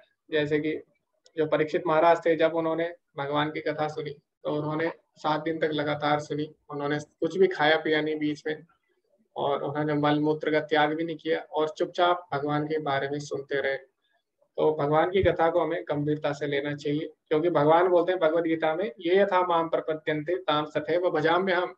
जो जितनी गंभीरता से भगवान को लेता है, भगवान भी उतनी गंभीरता से उसको लेते हैं। तो इसीलिए हमें क्या करना है, गंभीरता से भक्ति करनी चाहिए। ठीक है प्रभु जी? हाँ प्रभु जी, लेकिन मेरे अभी अभी आपका जो मैं कथा सुन रहा ना, ये 200% में पूरा फोकस उसी की साइड है। जी जी जी जी। फिर भी हमें जब हम, क्योंकि अभी जो लेटने वाली मुद्रा है वो तमोगुणी मुद्रा होती है, उसमें कहीं ना कहीं तमोगुण का प्रभाव होता है। और जब हम सीधे बैठते हैं, इसे सतोगुणी मुद्रा बोला जाता है। तो इसमें हमारा पूरा ध्यान केंद्रित रहता है। हाँ प्रभु जी, हाँ पता है। ये मेरे मैं बोला ना, मैं 20-25 साल से पूजा करता हूँ। अभी मैंने नहाया भी नहीं, अभी मैं नहा के फिर पूजा करूंगा मैं। जी प्रभु जी, धन्यवाद अपना अनुभव बताने के लिए। इसी तरह आप जुड़े रहिए और भगवान के हाँ बारे में लेकिन सुनते प्रभु रहिए। जी, हाँ रिगार्डिंग मेरे को ये अभी खत्म हो जाएगा ना, लेकिन रिगार्डिंग मेरे को हर एपिसोड की चाहिए। जी प्रभु जी, मैं रिकॉर्डिंग भेज दूंगा, क्योंकि रिकॉर्डिंग में बहुत समय लग जाता है, इसकी मेमोरी भी बहुत ज्यादा हो जाती है, तो इसमें थोड़ा समय लगेगा। लेकिन मैं रिकॉर्डिंग भेज दूंगा। और पिछले जो अभी क्या है कि कुछ अध्याय में नहीं ले पाया इसमें, तो उनकी भी मैं पिछले बैच में जो रिकॉर्डिंग ली थी वो मैं भेज दूंगा प्रभु जी आपको। हरे कृष्णा। नहीं प्रभु जी, जो मैं रिगार्डिंग में आपको पूछ रहा हूँ ना, इसमें मेरे क्वेश्चंस के आंसर मिलते हैं, मेरे को यही जी पर्टिकुलरली चाहिए। जी जी, मैं भेज दूंगा। ओ हरे कृष्णा हरे कृष्णा। जी प्रभु जी, धन्यवाद। हरे कृष्णा। हरे कृष्णा अर्चना माता जी। हरे जय श्री कृष्ण। दरअसल मेरे घर में पुष्टि मार्ग संप्रदाय है, तो वहाँ जय श्री कृष्ण है, तो मुझे जय श्री कृष्ण की आदत पड़ी हुई है। जी मैं ये जानना चाह रही थी कि जो क्विज है, तो उसको आज ही कंप्लीट करना है कि थोड़ा समय मिलेगा या कर लेंगे, क्योंकि मैं 10 अध्याय तक तो पूरी करी, उसके बाद क्विज कर जी, पाई। आप 3-4 दिन के अंदर उसको कर सकते हैं, क्योंकि 3-4 दिन बाद, 1 हफ्ते के अंदर वो बंद हो जाता है माता जी। जी धन्यवाद। तो 1 हफ्ते के अंदर आप कर लीजिए। 1 दिन पहले ही हो चुका है, क्योंकि हम लोग का जो कोर्स है 1 दिन पीछे चल रहा था। जी जी धन्यवाद। माता जी, धन्यवाद। हरे कृष्णा। ओके, चैट में राहुल प्रभु जी और पूनम माता जी, सविता माता जी बोल रही है कि आने वाली कोर्स की अपडेट जी माता जी ग्रुप में मिल जाएगा। ललिता माता जी को भी अच्छा लगा, और सतीश प्रभु जी आपको भी बहुत बहुत धन्यवाद। इस्कॉन का मीनिंग है international society for Krishna consciousness, यानी अंतर्राष्ट्रीय कृष्ण भावनामृत संघ। जी मैं रिकॉर्डिंग भेज दूंगा। ठीक है, वंदना माता जी बहुत बहुत धन्यवाद आपका। विजय प्रभु जी। ये हरे कृष्ण महामंत्र का अर्थ क्या है? हरे कृष्ण महामंत्र में जो हरे शब्द है वो श्रीमती राधा रानी को संबोधित करता है। तो उसमें हम क्या होते हैं, श्रीमती राधा रानी से हम प्रार्थना करते हैं हरे कृष्ण कि आप हमें भगवान की सेवा में जल्दी से जल्दी लगाइए। हरे कृष्ण खुशी माता जी। हरे कृष्णा प्रभु जी। प्रभु जी, पहले तो मैं बहुत बहुत आपको धन्यवाद देना चाहती हूँ। और जो सबसे बड़ी बात है कि प्रभु जी, हम लोग जब छोटे से जब थे, जब मतलब एग्जाम देने के लिए जाते थे, जब स्कूल में हम लोग जाते थे ना, तब ऐसा होता था ना कि कब मतलब छुट्टी होगा, कब वो होगा, मतलब ऐसा होता था। तो ये क्लास शुरू होने से पहले भी ना प्रभु जी ऐसा ही हुआ था कि मैंने बंगाली का वो खोजी थी, तो तब मेरा हुआ नहीं था। तो फिर मैंने सोचा चलो ठीक है, मतलब ये गीता क्लास तो एक बहाना है, हम उठ जाएंगे, सुबह सुबह हम उठ जाएंगे और फिर रात का क्लास हम कर लेंगे। लेकिन भगवान का एक अलग ही कुछ शायद चाहिए होगा था। तो फिर ये आपका क्लास, मतलब वो नींद भी खुल जाता है, अपने आप नींद खुल जाता है कि नहीं मुझे क्लास में ज्वाइन करना है। फिर रात का वो बंगाली क्लास मैंने बंद कर दिया। फिर अभी जो आज मैं सुबह उठी, उठने के बाद मुझे ऐसा रियलाइज हुआ कि जब हम लोग छोटे से थे तब हम सोचते थे कब एग्जाम खत्म होगा, लेकिन एग्जाम खत्म होने के बाद भी हम लोग का वो होता था कि क्यों खत्म हो गया। तो मुझे यही अंदर से लग रहा है कि कुछ चला गया, कुछ बहुत दूर चला गया प्रभु जी। पहले तो मैं मतलब उतना स्पष्ट से हम बोल नहीं पाएंगे कि मुझे कैसा फील हो रहा है, लेकिन बहुत बहुत धन्यवाद प्रभु जी। जी माता जी। आपसे मैंने बहुत बहुत कुछ सीखा। और सबसे बड़ी बात है कि सच में भगवान आपका मंगल करे, क्योंकि आपसे मैंने बहुत कुछ सीखा। और आज मुझे लग रहा है कि ये जो गीता है ये एक्चुअली धर्म ग्रंथ नहीं है, ये हम लोग का लाइफ का ना रूल्स है कि हमको ऐसे चलना है। जी तो जी जी। पता नहीं क्यों लग रहा है कि कुछ चला गया है, कुछ चला गया है। तो इसीलिए बहुत अंदर से खराब लग रहा है प्रभु जी। सॉरी कि मैं ज्यादा टाइम जी ले रही हूँ, नहीं माता लेकिन जी, अभी कुछ नहीं गया है, क्योंकि ये जो भगवत गीता है इसको अभी हम 25वीं बार इसको करने जा रहे हैं। तो ऐसा नहीं है, ये अगर ऐसा खत्म होना होता तो अब तक हो जाता, लेकिन ये अभी कोर्स चलता रहेगा माता जी। फिर भी सुबह उठ के जी आपकी वजह से एक हुआ ना कि जी वो जी हो गया कि हाँ कि मुझे क्लास में ज्वाइन करना है। तो ये बहुत अच्छा बात है कि चलो एक तो मेरा कुछ अच्छा चीज हुआ कि मैं बहुत जी कुछ जी जान पाई लाइफ में कैसे चलना है। और उठने का जो हैबिट है वो भी हो गया। फिर मेरा सेकंड जो वो है कि अंतिम जो क्या होता है वो आज मुझे लाइफ में रियलाइज हुआ कि कुछ मेरे लाइफ से चला गया, शायद वो आएगा, नेक्स्ट आएगा, फिर ठीक है, वो मुझे रियलाइज हुआ। तो इसके लिए बहुत बहुत धन्यवाद प्रभु जी। जी माता जी। और जो है कि आपने बोल रखे थे ना कि वो इस्कॉन बेंगलुरु में फिर वो भगवान के लिए कुछ सेवा। तो फिर जब आपने बोला है ना कि भगवान भाड़े के घर में रहते, तो आप लोग चाहिए तो कुछ सेवा कर सकते हो, तो पता नहीं क्यों मेरा रोंगटे खड़े हो गए कि भगवान हम लोग को इतना कुछ दिया, फिर भगवान भाड़े के घर में क्यों रहेगा। तो आप मुझे जी लिंक भेज दीजिएगा प्रभु जी, जैसे भी हो। ये जी सब कुछ भगवान का ही है, हम जैसे कुछ भी जैसा भी हो मेरे से मैं करना चाहती हूँ, ठीक है प्रभु जी। जी माता जी। कि मैं तो नहीं चाहती हूँ कि भगवान भाड़े के घर में रहेगा, मुझे बहुत दुख हो रहा है, बहुत दुख हो रहा हाँ, है। तो जी माता जी, तो तो ठीक है माता जी। तो लेकिन इस्कॉन के जितने भी मंदिर बनते हैं शुरू में ऐसे ही, जब प्रभुपाद जी अमेरिका गए थे तब भी उन्होंने वहां पे किराए पे एक मकान लिया था, और किराए पे एक छोटा सा कमरा लिया था, तो वहां पे भी उन्होंने विग्रह स्थापित किए थे। लेकिन अभी जो हमारा मिशन है माता जी, हमारा प्रचार का मिशन है, इसलिए हम लोग प्रचार पे ज्यादा ध्यान देते हैं। और इस्कॉन के जितने जी भी मंदिर हैं तो ऐसे ही बनते हैं, शुरू में वो लोग जाते हैं वहां पे, वो लोग विग्रह स्थापित करते हैं, उसके बाद वो प्रचार करते हैं, ठीक है, प्रचार पे ज्यादा ध्यान देते हैं। उसके बाद फिर मंदिर अगर बन जाता है, उसके बाद फिर मंदिर में भी प्रचार पे ज्यादा ध्यान दिया जाता है, क्योंकि मंदिर में अगर आप जाएंगे वहां पे हमेशा भगवान की कथाएं चलती रहती है और वहां पे कीर्तन चलते रहते हैं। जैसे बाकी मंदिर में हम जाएंगे, हम देखते हैं वहां पे रिकॉर्डिंग लोग चला देते हैं ना, सुबह सुबह उठते भी नहीं है, रिकॉर्डिंग चला के वो लोग सो जाते। लेकिन इस्कॉन में ऐसा नहीं होता, 3 बजे भक्त लोग उठ जाते हैं, कभी कभी वो लोग सोते भी नहीं है, और पूरी तरह वहाँ पे सेवा चलती है। आप जाके भी वहाँ पे सेवा कर सकते हैं। तो प्रभुपाद जी ने बोला इस्कॉन के जो मंदिर है वो केवल मंदिर नहीं है, वो क्या है, एक गुरुकुल है, जहाँ पे हम लोग कुछ ना कुछ सीख सकते हैं हमेशा। जी, तो जी माता जी, आप चिंता मत करिए, आप और वो आप लिंक सहायता कर सकते ग्रुप में भेज दीजिएगा, मैं चेक कर लूंगी। हैं। जी फिर माता और जी। एक बात जो है, ये जो सब बोल रहा है ना कि लेवल 2 मतलब क्या है प्रभु जी, कि ये नया क्लास शुरू होने वाला है नहीं, वो, या लेवल फिर 2 इससे मतलब भी ऊपर कुछ लेवल है? लेवल 2 मतलब माता जी अभी जैसे हम लेवल 1 कोर्स कर रहे हैं, इसमें हम सारे श्लोक हमने नहीं किए ना, आपने देखा होगा। हम कुछ कुछ मेन जो पॉइंट है आपको पता लग गए, भगवत गीता का आपको सार पता लग गया। लेकिन अगर हमें और डिटेल में, जैसे अभी मैं जो भी आपको बातें बोल रहा हूँ, आपको अच्छी लग रही है ये बातें, लेकिन ये बातें मेरी नहीं है, ये बातें प्रभुपाद जी की हैं, जो कि भगवान के शुद्ध भक्त हैं। क्योंकि हम लोग भगवान के बारे में उतना नहीं जानते जितना भगवान के भक्त जानते। भगवान ने बोला ना अभी, भक्त्या माम अभी जाना थी, केवल भक्ति के द्वारा ही भगवान को समझा है। तो प्रभुपाद जी जो है वो भगवान के शुद्ध भक्त हैं, इसीलिए जो उन्होंने जो भी मैं बातें बोल रहा हूँ सारी बातें प्रभुपाद जी की हैं। तो अगर आपको और अच्छे से भगवत गीता समझनी है, क्योंकि मैं आपको कोई चीज अगर मैं सीखता हूँ तो मैं 100% आपको नहीं बता सकता। तो अगर आप खुद से भगवत गीता पढ़ेंगे, उसके तात्पर्य जो प्रभुपाद जी ने लिखे हैं, तो आपको और अच्छे से भगवत गीता समझ में आएगी। उसके लिए आगे के लेवल के कोर्स हैं जिसमें हम भगवत गीता को और अच्छे से पढ़ेंगे, प्रभुपाद जी के बारे में और जानेंगे, उनके तात्पर्य को और अच्छी तरीके से पढ़ेंगे, और उन्होंने बाकी की जो पुस्तकें लिखी हैं उसको भी हम और अच्छे से पढ़ेंगे उसमें। तो इसीलिए आगे के कोर्स बनाए गए हैं। लेकिन अगर आप आगे का कोर्स करते हैं, इसका मतलब ये नहीं है कि आप लेवल 1 नहीं कर सकते। आप आगे का कोर्स करते रहिए, और जो 18 डेज का कोर्स होता है उसको भी आप साथ साथ हमेशा कर सकते हैं माता जी, ठीक। और सारे लेवल के कोर्स फ्री है बिल्कुल, तो कोई भी अच्छा चिंता की अच्छा। बात। तो आप क्या प्रभु जी सुबह का ही क्लास कराते हो या फिर आपका रूटीन फिर चेंज हो जाएगा प्रभु जी? मेरी माता जी और भी लेवल में क्लास होती है, लेकिन लेवल 3 में मैं यूथ को पढ़ाता हूँ, और लेवल 4 में भी क्लास होती है, उसमें मैं एडल्ट्स को पढ़ाता हूँ माता जी संडे को।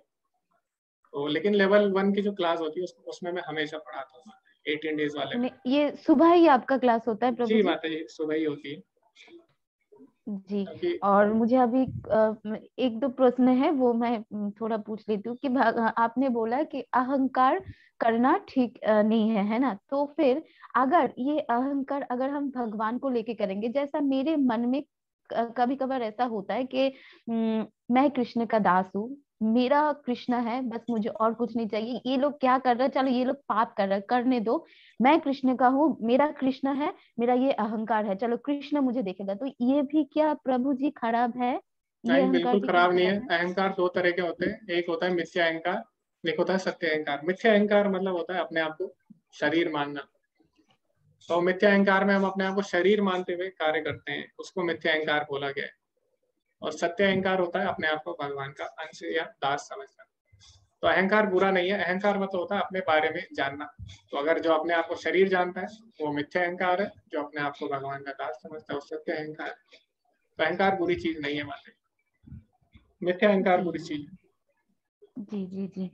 और एक जो है कि जब हम लोग कुछ पूजा वगैरह करते हैं तो तब मुझे बोल रहे थे कि तुम क्या बोलते हो कि हाँ तुम खुदगर्ज नहीं हो, तुम्हारे कोई स्वार्थ नहीं है, ठीक है चलो हम लोग भौतिक जगत में ये वो करते रहते, लेकिन तुम लोग क्या करते हो? तुम लोग भी तो एक कोई ना कोई तुम्हारा भी तो स्वार्थ है। तो मैंने बोला हम लोगों का तो कुछ स्वार्थ नहीं है। तो बोला ये जो तुम लोग भगवान को प्रसन्न के लिए करते हो, अल्टीमेट भगवान को प्रसन्न करने के लिए नहीं करते, वो गोलोक में जाने का है कि हाँ चलो मुझे ये घिसा पीता ये जीवन फिर से नहीं चाहिए, वो भगवान के पास जाना है। तो तुम लोग कौन सा प्रेम से भगवान को कुछ कर रहे हो? तुम लोग भी तो वो स्वार्थ है, तुम लोग गोलोक में जाना चाहते हो। तब हम चुप हो गए थे क्योंकि हमको मालूम नहीं है आगे क्या बोलना है। जी, तो उनकी बात बिल्कुल सही है। वास्तव में गोलोक धाम का अर्थ क्या है? वैकुंठ, वैकुंठ बोलते हैं गोलोक धाम। वैकुंठ मतलब होता है जहाँ पे कुंठा नहीं होती, यानी जहाँ पे चिंता बिल्कुल भी नहीं होती। तो प्रभुपाद जी बोलते हैं जो यहाँ पे भगवान की भक्ति कर रहा है तो वो भी वैकुंठ है, क्योंकि वो चिंता से रहित हो जाता है। तो भगवान के धाम जाना मतलब ये नहीं कि आप साक्षात रूप से ही भगवान के धाम जाए। भगवान का धाम जाना मतलब भगवान के संग रहना, और वो आप यहाँ पे भी रह सकते हैं अगर आप भगवान की भक्ति कर रहे हैं।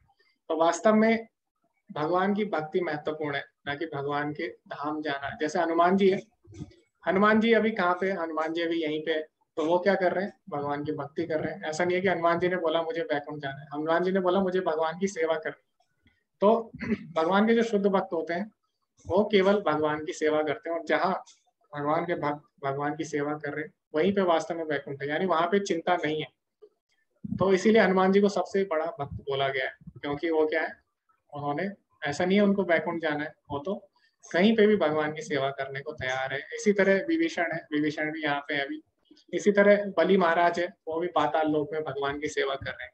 तो अगर आप देखें जो भगवान के बड़े बड़े भक्त हैं वास्तव में वो तो यहीं पे रह के भगवान की सेवा कर रहे हैं। तो चैतन्य चरितामृत में आता है, भुंक्ति मुक्ति सिद्धि कामी सकल असंता असता कृष्ण भक्त निष्काम अतएव संता सता। तो जो कृष्ण भक्त है वो निष्काम होता है, यानी वो लोग सिद्धि को और मुक्ति को भी पीछे छोड़ देते हैं। तो मुक्ति और सिद्धि भगवान के भक्तों के पीछे भागती है, लेकिन वो भगवान की सेवा को ज्यादा महत्वता देते हैं। तो हम लोग भगवान की सेवा इसलिए नहीं कर रहे कि हम लोग बैकुंठ जगत जाए, हम भगवान की सेवा कर रहे हैं भगवान को प्रसन्न करने के लिए, निस्वार्थ भाव सेवा। ठीक है जी जी जी। और प्रभु जी क्वेश्चन नहीं है, बस धन्यवाद बहुत बहुत। वो 13 जो अध्याय आपने किया था तब मैं तमोगुण में चली गई थी, ठीक है, तो इसके लिए क्षमा चाहती हूँ। तो वो 13वीं अध्याय का आप रिकॉर्डिंग थोड़ा भेज देते तो बहुत जी अच्छा माता जी, होता। आज मैं सारे रिकॉर्डिंग भेज दूंगा, उनका मैं एक प्लेलिस्ट बना के भेज दूंगा। जी जी जी, बहुत बहुत धन्यवाद प्रभु जी। जी माता जी धन्यवाद। इसी तरह आप जुड़े रहिए और हमें अपना धन देते रहिए सभी भक्तों को। हरे कृष्णा। सारिका माता जी।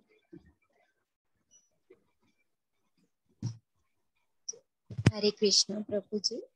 जी माता जी। जी मैं क्या कहूँ, मेरे पास शब्द नहीं है आपको धन्यवाद देने के लिए। हमने तो 18 दिनों में 18 अध्याय आपसे सुने और आपने जिस तरह से समझाए एकदम बहुत सारे क्वेश्चंस के आंसर भी मिल गए, लेकिन और भी कुछ क्वेश्चन है मन में जो चाहते हैं कि उसका क्वेश्चन का आंसर आपसे पूछे, लेकिन समय के कारण हम सारा पूछ नहीं पाते हैं।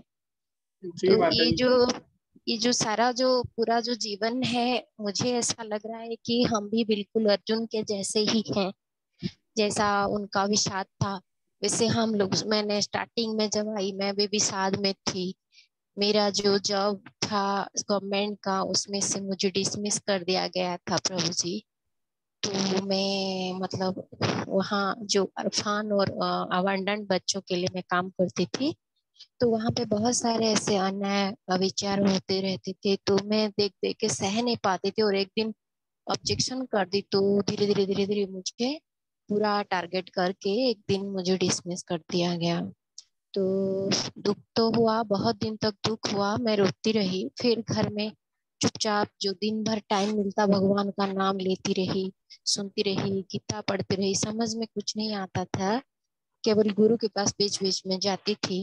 गुरु जो जो जैसे जैसे बताते थे कि ये अच्छा ही हुआ है, अच्छा विचार रखो, सब आगे अच्छा होगा। तो अभी समझ में आ रहा है प्रभु जी कि शायद मुझे भी जो दिन भर का टाइम मिला, इतना सारा आपसे हमने सुना, मैं दिन भर आपका रिकॉर्डिंग सुनती रहती हूँ, भगवान का नाम और भी ज्यादा टाइम ले पाती हूँ। अभी मैंने माला का जब भी शुरू किया तो शायद भगवान चाहते थे कि ये लौकिक जगत से दूर हटा के मुझे सात्विक जगत में लाना चाहते थे।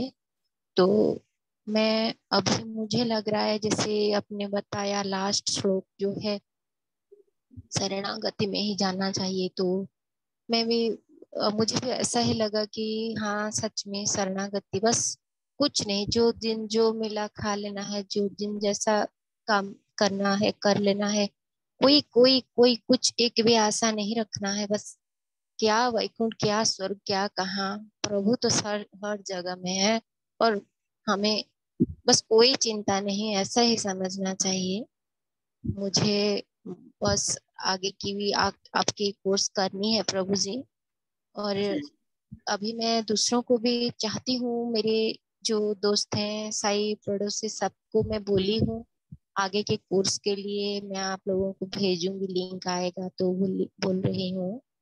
और मेरे पास तो उतना धन नहीं है कि मैं दान कर सकूं या कहीं जाके सेवा देना भी मेरे लिए परिवार से शायद परमिशन नहीं मिलेगा।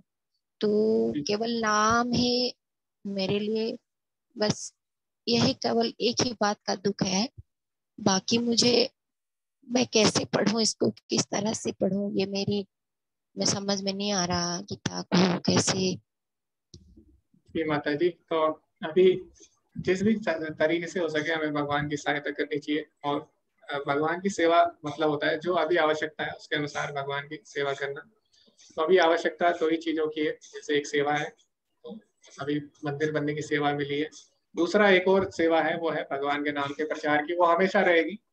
तो आप कम से कम इतना कर सकते हैं हम लोग कि भगवान के नाम का प्रचार कर सकते हैं। इस कोर्स के बारे में सभी को हम लोग बता सकते हैं, क्योंकि भगवान ने बोल दिया कि जो भगवान का प्रचार कर रहा है, भगवान के नाम का प्रचार कर रहा है, उससे ज्यादा श्रेष्ठ कोई नहीं है भगवान के लिए, उससे ज्यादा प्रिय। तो हम सभी लोग इस कोर्स का जितना हो सके हम प्रचार कर सकते हैं, भगवत गीता का हम लोग प्रचार कर सकते हैं, तो इतना हम लोग कर सकते हैं माता जी। और आप बार बार इसको करते रहिए, यही एक तरीका है भगवत गीता को समझने का, क्योंकि बार बार हम जब पढ़ते हैं कुछ ना कुछ हमें नया मिल जाता है। यहाँ तक कि अभी भी चाहे आप इसको 10 बार कर लीजिए कोर्स को, फिर भी आप भगवत गीता पढ़ेंगे, फिर भी आपको कुछ ना कुछ इसमें नया जरूर मिलेगा माता जी। तो भगवत गीता, क्योंकि भगवान पूर्ण है और हम अपूर्ण है, हमारी इंद्रियां सीमित है, तो अपनी सीमित इंद्रियों से भगवान को समझना बहुत ही ज्यादा कठिन है। इसीलिए हम जितना हो सके, जितनी बार हम पढ़ेंगे भगवत गीता, उतनी बार हमें कुछ ना कुछ सीखने को मिलेगा भगवान के बारे में। तो इसीलिए आप, एक ही तरीका है भगवत गीता समझनी है, इसको बार बार पढ़ते रहिए। ठीक है माता जी जी प्रभु जी, आपसे विनती है आप वही लिंक भेज दीजिए जो सेवा की, और कल जो आपने भेजा था गीता और जो दूसरे सामग्री का, वो हम उसको पूर्ण करके डायरेक्ट दे देंगे या कैसा करेंगे उसका? गीता, बुक और माला सबका इकट्ठा उसमें आपने दिया था। उसमें आप क्लिक करेंगे तो उसमें लिंक आता है ऑनलाइन पेमेंट का, तो आप ऑनलाइन पेमेंट कर सकते हैं माता जी उसमें, अगर आपके पास सुविधा है। वरना आप नहीं कर सकते तो आपको पीडीएफ भी दे दी जाएगी ग्रुप में। अगर आपको हार्ड कॉपी चाहिए तो एक माता जी है, मनी जैन माता जी, वो स्पॉन्सर कर सकती है आपको, उन्होंने बोला था कल। तो जो लोग नहीं खरीद पा रहे वो लोग अपना नाम, अपना एड्रेस लिख के दे सकते हैं माता जी। जी प्रभु जी, बहुत धन्यवाद प्रभु जी, बहुत धन्यवाद। हरे कृष्णा। ओके, तो प्रदीप प्रभु जी को भी अच्छा लगा एक कोर्स, शौकी माता जी को भी और बहुत अच्छा लगा। सागर प्रभु जी भी अपने बारे में बता रहे हैं कि वो भी इसके बारे में सबको बताएंगे भगवत गीता के बारे में। जी प्रभु जी, जी खुशी माता जी, अभी मैं भेज दूंगा। अभी पहले हम भक्तों का अनुभव सुन लेते हैं। ओके, तो पहले ध्रुव भी इसके बारे में कुछ बताना चाहेंगे। तो सुलता माता जी शायद अपना अनुभव बता चुकी हैं, फिर भी जी माता जी आप जल्दी से बता सकते हैं ताकि हम जल्दी से दूसरे भक्तों तक भी जाएं। हरे कृष्ण प्रभु जी। जी माता जी। ये कोर्स तो मुझे बहुत अच्छा लगा। जैसे मैं पहले भी बोल चुकी, मैं एक बार पढ़ी थी, लेकिन इतना कि मुझे आप जितना समझे उसका 1% भी मुझे समझ में नहीं आए थे। तो ये मुझे बहुत अच्छा लगा, और कैसे आपको शुक्रिया अदा करूँ ये तो मुझे समझ में नहीं आ रही है। तो दोबारा भी मैंने रजिस्टर कर लिया, और मेरे जो सहेली लोग हैं उन लोगों को मैंने भेज दिया जो कर लो। तो जैसे खुशी माता जी बताया, तो ऐसे मुझे भी आज जब सुबह हुए थे तो ऐसे लगा मुझे रात से ही कहीं लेट ना हो जाओ, कहीं लेट ना हो जाओ। तो मैं अलार्म दिया फोन में, और कितने बार सुबह से मैं जब 3 बजे तब मैं एक बार उठ गई, जैसे टाइम हो गया 4 बजे ऐसे एक बार उठ गई। तो ऐसे बार बार उठी थी, और आज शायद पहली बार मैं इतना पहले जुड़ पाई इस कोर्स में। तो धन्यवाद प्रभु जी, मुझे बहुत अच्छा लगा। और इसी तरह बस भगवान कृपा करते रहे जो भक्ति में जुड़ पाओ। मेरा एग्जाम भी है कुछ दिन बाद, तो फिर भी मुझे लगा कि नहीं, मुझे ये भी करना चाहिए और पढ़ाई भी साथ में करना चाहिए। तो ऐसे ही मैं जुड़ी रही। जी माता जी, धन्यवाद जुड़े रहने के लिए, अपना अनुभव बताने के लिए। तो ठीक है, आप पढ़ाई भी करिए, साथ साथ आप 1 घंटा दे सकते हैं भगवत गीता को, तो इसमें कोई बड़ी बात नहीं। बाकी पूरे दिन आप पढ़ सकते हैं। सुबह की गतिविधि आप कर सकते हैं, सुबह 1 घंटे आप भगवत गीता सुन के, और आधे घंटे आप हरे कृष्ण महामंत्र का जप कर सकते हैं। हरे कृष्णा भाग्य माता जी। हरे कृष्ण प्रभु जी, सबसे पहले तो मैं आपको धन्यवाद करना चाहूंगी कि ये जो ज्ञान मुझे मिला है, शायद अभी तक पहले क्यों नहीं मिला, उसके लिए मेरे को अभी तक भी खेद होता है। थोड़ा बहुत जानकारी जो है अपनी माँ से मिलती रही है, लेकिन आज जो कहते हैं ना कि गुरु अपने शिष्य को चुनता है, वैसा ही मेरे साथ भी ऐसा अनुभव हुआ है। आपके बारे में जानने की और उत्सुकता है, और इस कोर्स को आगे और कैसे बढ़ाया जाए उसके बारे में मैं बहुत उत्सुक हूँ। और सबसे और एक ये है कि इस गीता ज्ञान से एक मुझे थोड़ा धैर्य जो आया है, मेरी बहन और मेरे जीजा दोनों कोरोना में चले गए थे, उससे बहुत धैर्य मिला है मुझे। जी माता जी। तो ओके, तो जब हम भगवान के बारे में सुनते हैं तो वास्तव में हमें शांति प्राप्त होती है। और गोपियाँ जो है बोलती भी है भागवतम में, तब कथामृतम तप्त जीवनम, यानी भगवान आपकी जो कथा है, आपके जो वचन है वो कैसे है, तब कथा अमृतम, अमृत के समान है, तप्त जीवनम, इस तप्त जीवन में। तो भगवान यही बोलते हैं भगवत गीता में, ये जो संसार है दुखालय में, यहाँ पे दुख आने ही आने।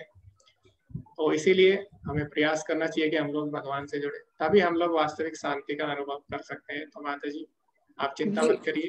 तो दुखालय में भगवान ने बोल दिया है तो दुख आने ही आने, लेकिन भगवान ने बोला कि एक तरीका है शांति प्राप्त करने का, भोक्ताराम यज्ञ तपसाम सर्वलोक महेश्वरम, भगवान को ही सभी स्वामी मानना, भगवान को ही सभी जो भी हम कार्य करते हैं उसका परम भोक्ता मानना।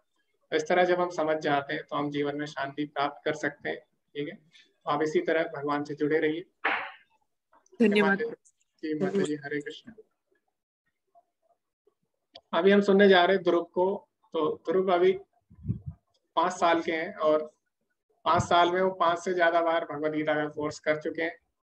और जहाँ बाकी जो बच्चे रहते हैं छोटे छोटे, उनकी रुचि रहती है अलग अलग कामों में, तो भगवान के बारे में तो सुनना भी नहीं चाहते, और अगर सुना भी दे तो समझ नहीं पाते। लेकिन ध्रुव जो है अभी इतनी कम उम्र में भगवान के बारे में सुनते हैं, समझते हैं, और उन्हें सारे कीर्तन भी याद है।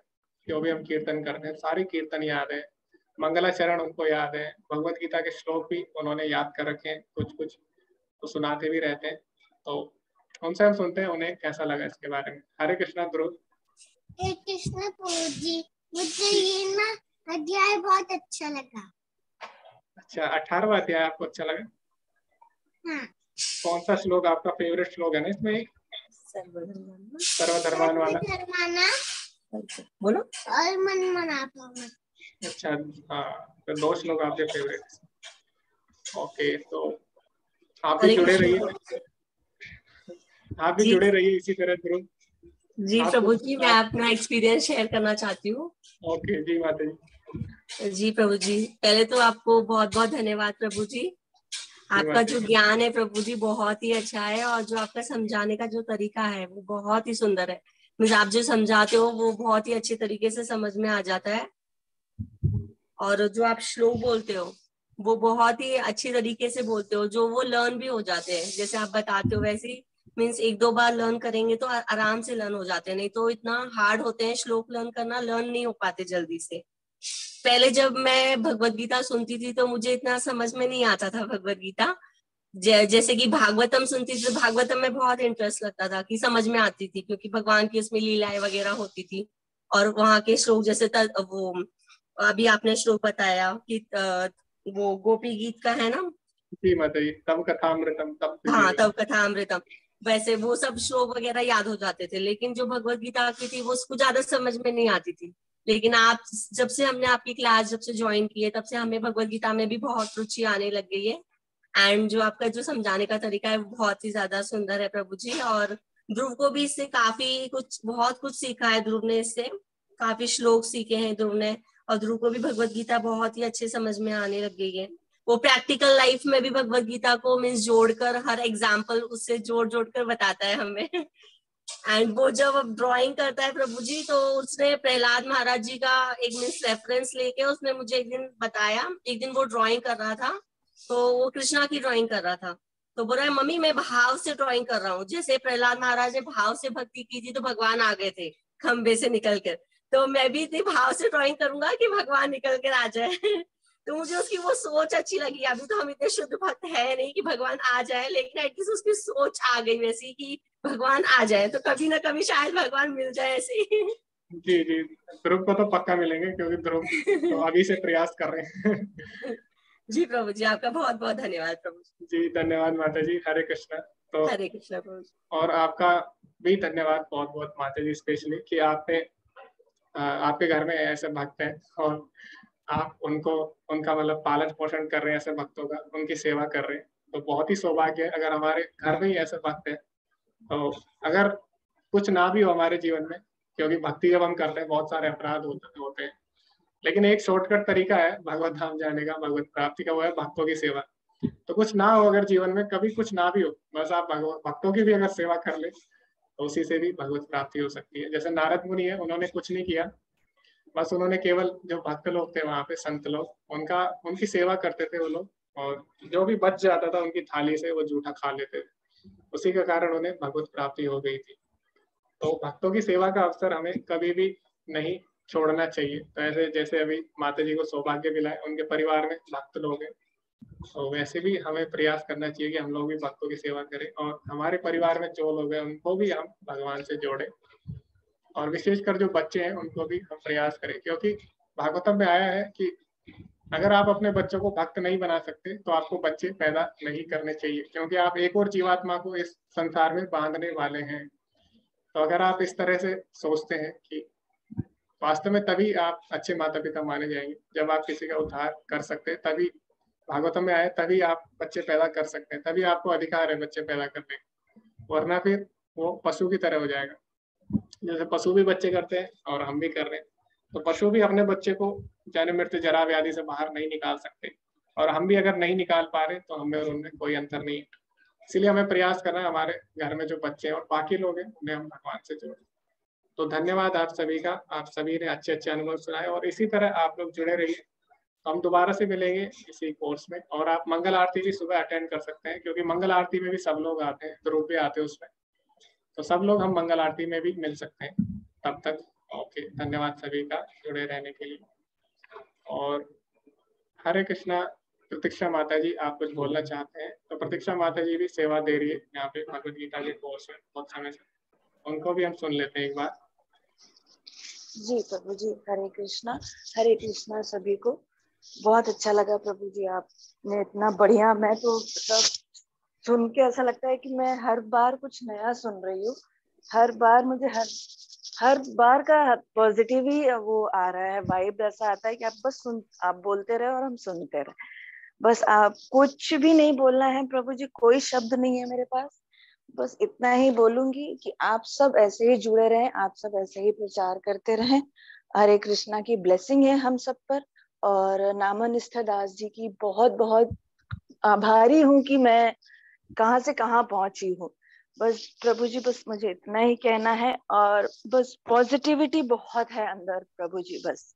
और आप बहुत अच्छा बोलते हैं प्रभु जी, आपके श्लोक, आपका सब कुछ समझाने का तरीका इतना बढ़िया है, इतना मतलब जो चीजें दिमाग में भी नहीं आती है वो चीज आप समझा जाते हो प्रभु जी। तो बस आपका बहुत बहुत बहुत धन्यवाद। और मैं सभी से विनती करूंगी कि कोई ग्रुप ना छोड़े, ग्रुप में सारे मैसेजेस मिलते रहेंगे आपको, और कैसे क्या करना है उसका भी आप सबको ग्रुप में ही सारी चीजें मिलती रहेंगी। तो मैं बस इतना ही कहूंगी प्रभु जी, और आपका मार्गदर्शन इसी तरह हमें मिलता रहे। मैं आगे के लिए भी, और हम 25वीं सिल्वर जुबली मना रहे हैं, तो कोई भी ग्रुप ना छोड़े और कोशिश करे कि और लोग जुड़ते जाएं हमसे।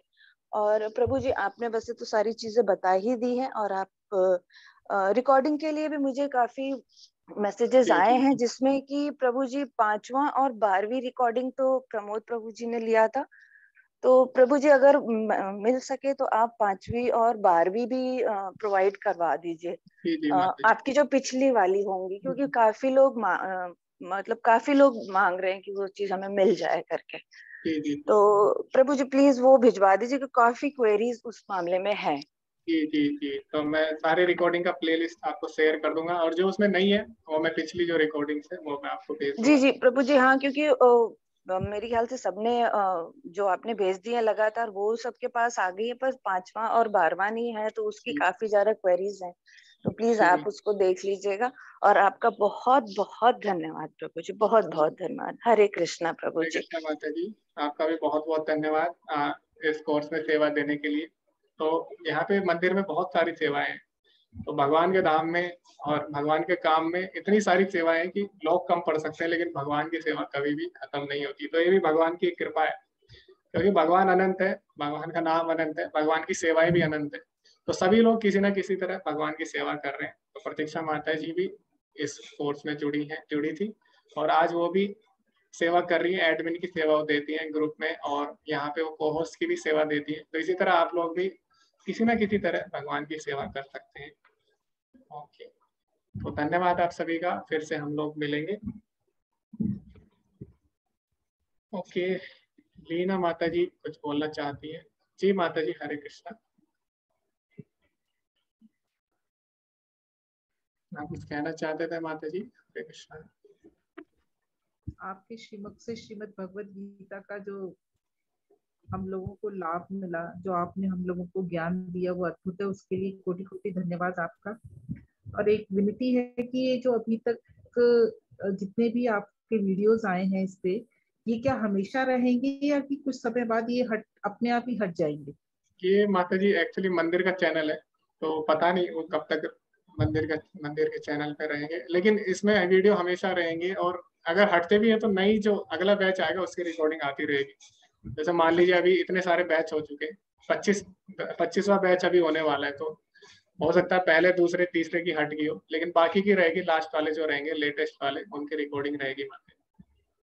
जी, बस ये क्योंकि मैं इन सबको सेव रखना चाहती हूँ, क्योंकि समय समय पर जब मन कभी बहुत विचलित हो जाता है तो इसको सुन के अपने आप को री-एनर्जाइज करना चाहते हैं, ताकि फिर प्रभु के उनके जो प्रभु की वाणी है उनको हम सुन सके और उसका और लाभ ले सकें, अपने अज्ञान को दूर कर सके। यही एक भाव था जो आपसे पूछा।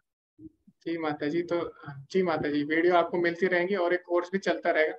तो जैसे 24वें की डिलीट होगी तो 25वें की आ जाएंगी, 25वें की अगर होगी तो 26, इस तरह चलता रहेगा माता जी। मतलब रिकॉर्डिंग हमेशा रहेगी। जी जी, बहुत बहुत धन्यवाद। जी माता जी, धन्यवाद जुड़े रहने के लिए अंत तक। धन्यवाद आप सभी का। हरे कृष्णा सभी को। सभी इसी तरह भक्तों के संग में रहें और सभी एक दूसरे को भक्ति के लिए प्रोत्साहित करते रहे। हरे कृष्णा, धन्यवाद। ओके, अंत में हम वैष्णव प्रणाम मंत्र बोलेंगे। हरे कृष्णा ध्रुव।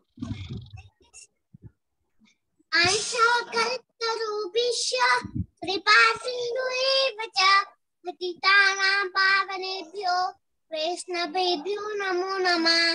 अनंत कोटि वैष्णव वृंद की जय। श्रील प्रभुपाद जी की जय। हरे कृष्ण। हरे कृष्णा, धन्यवाद सभी का।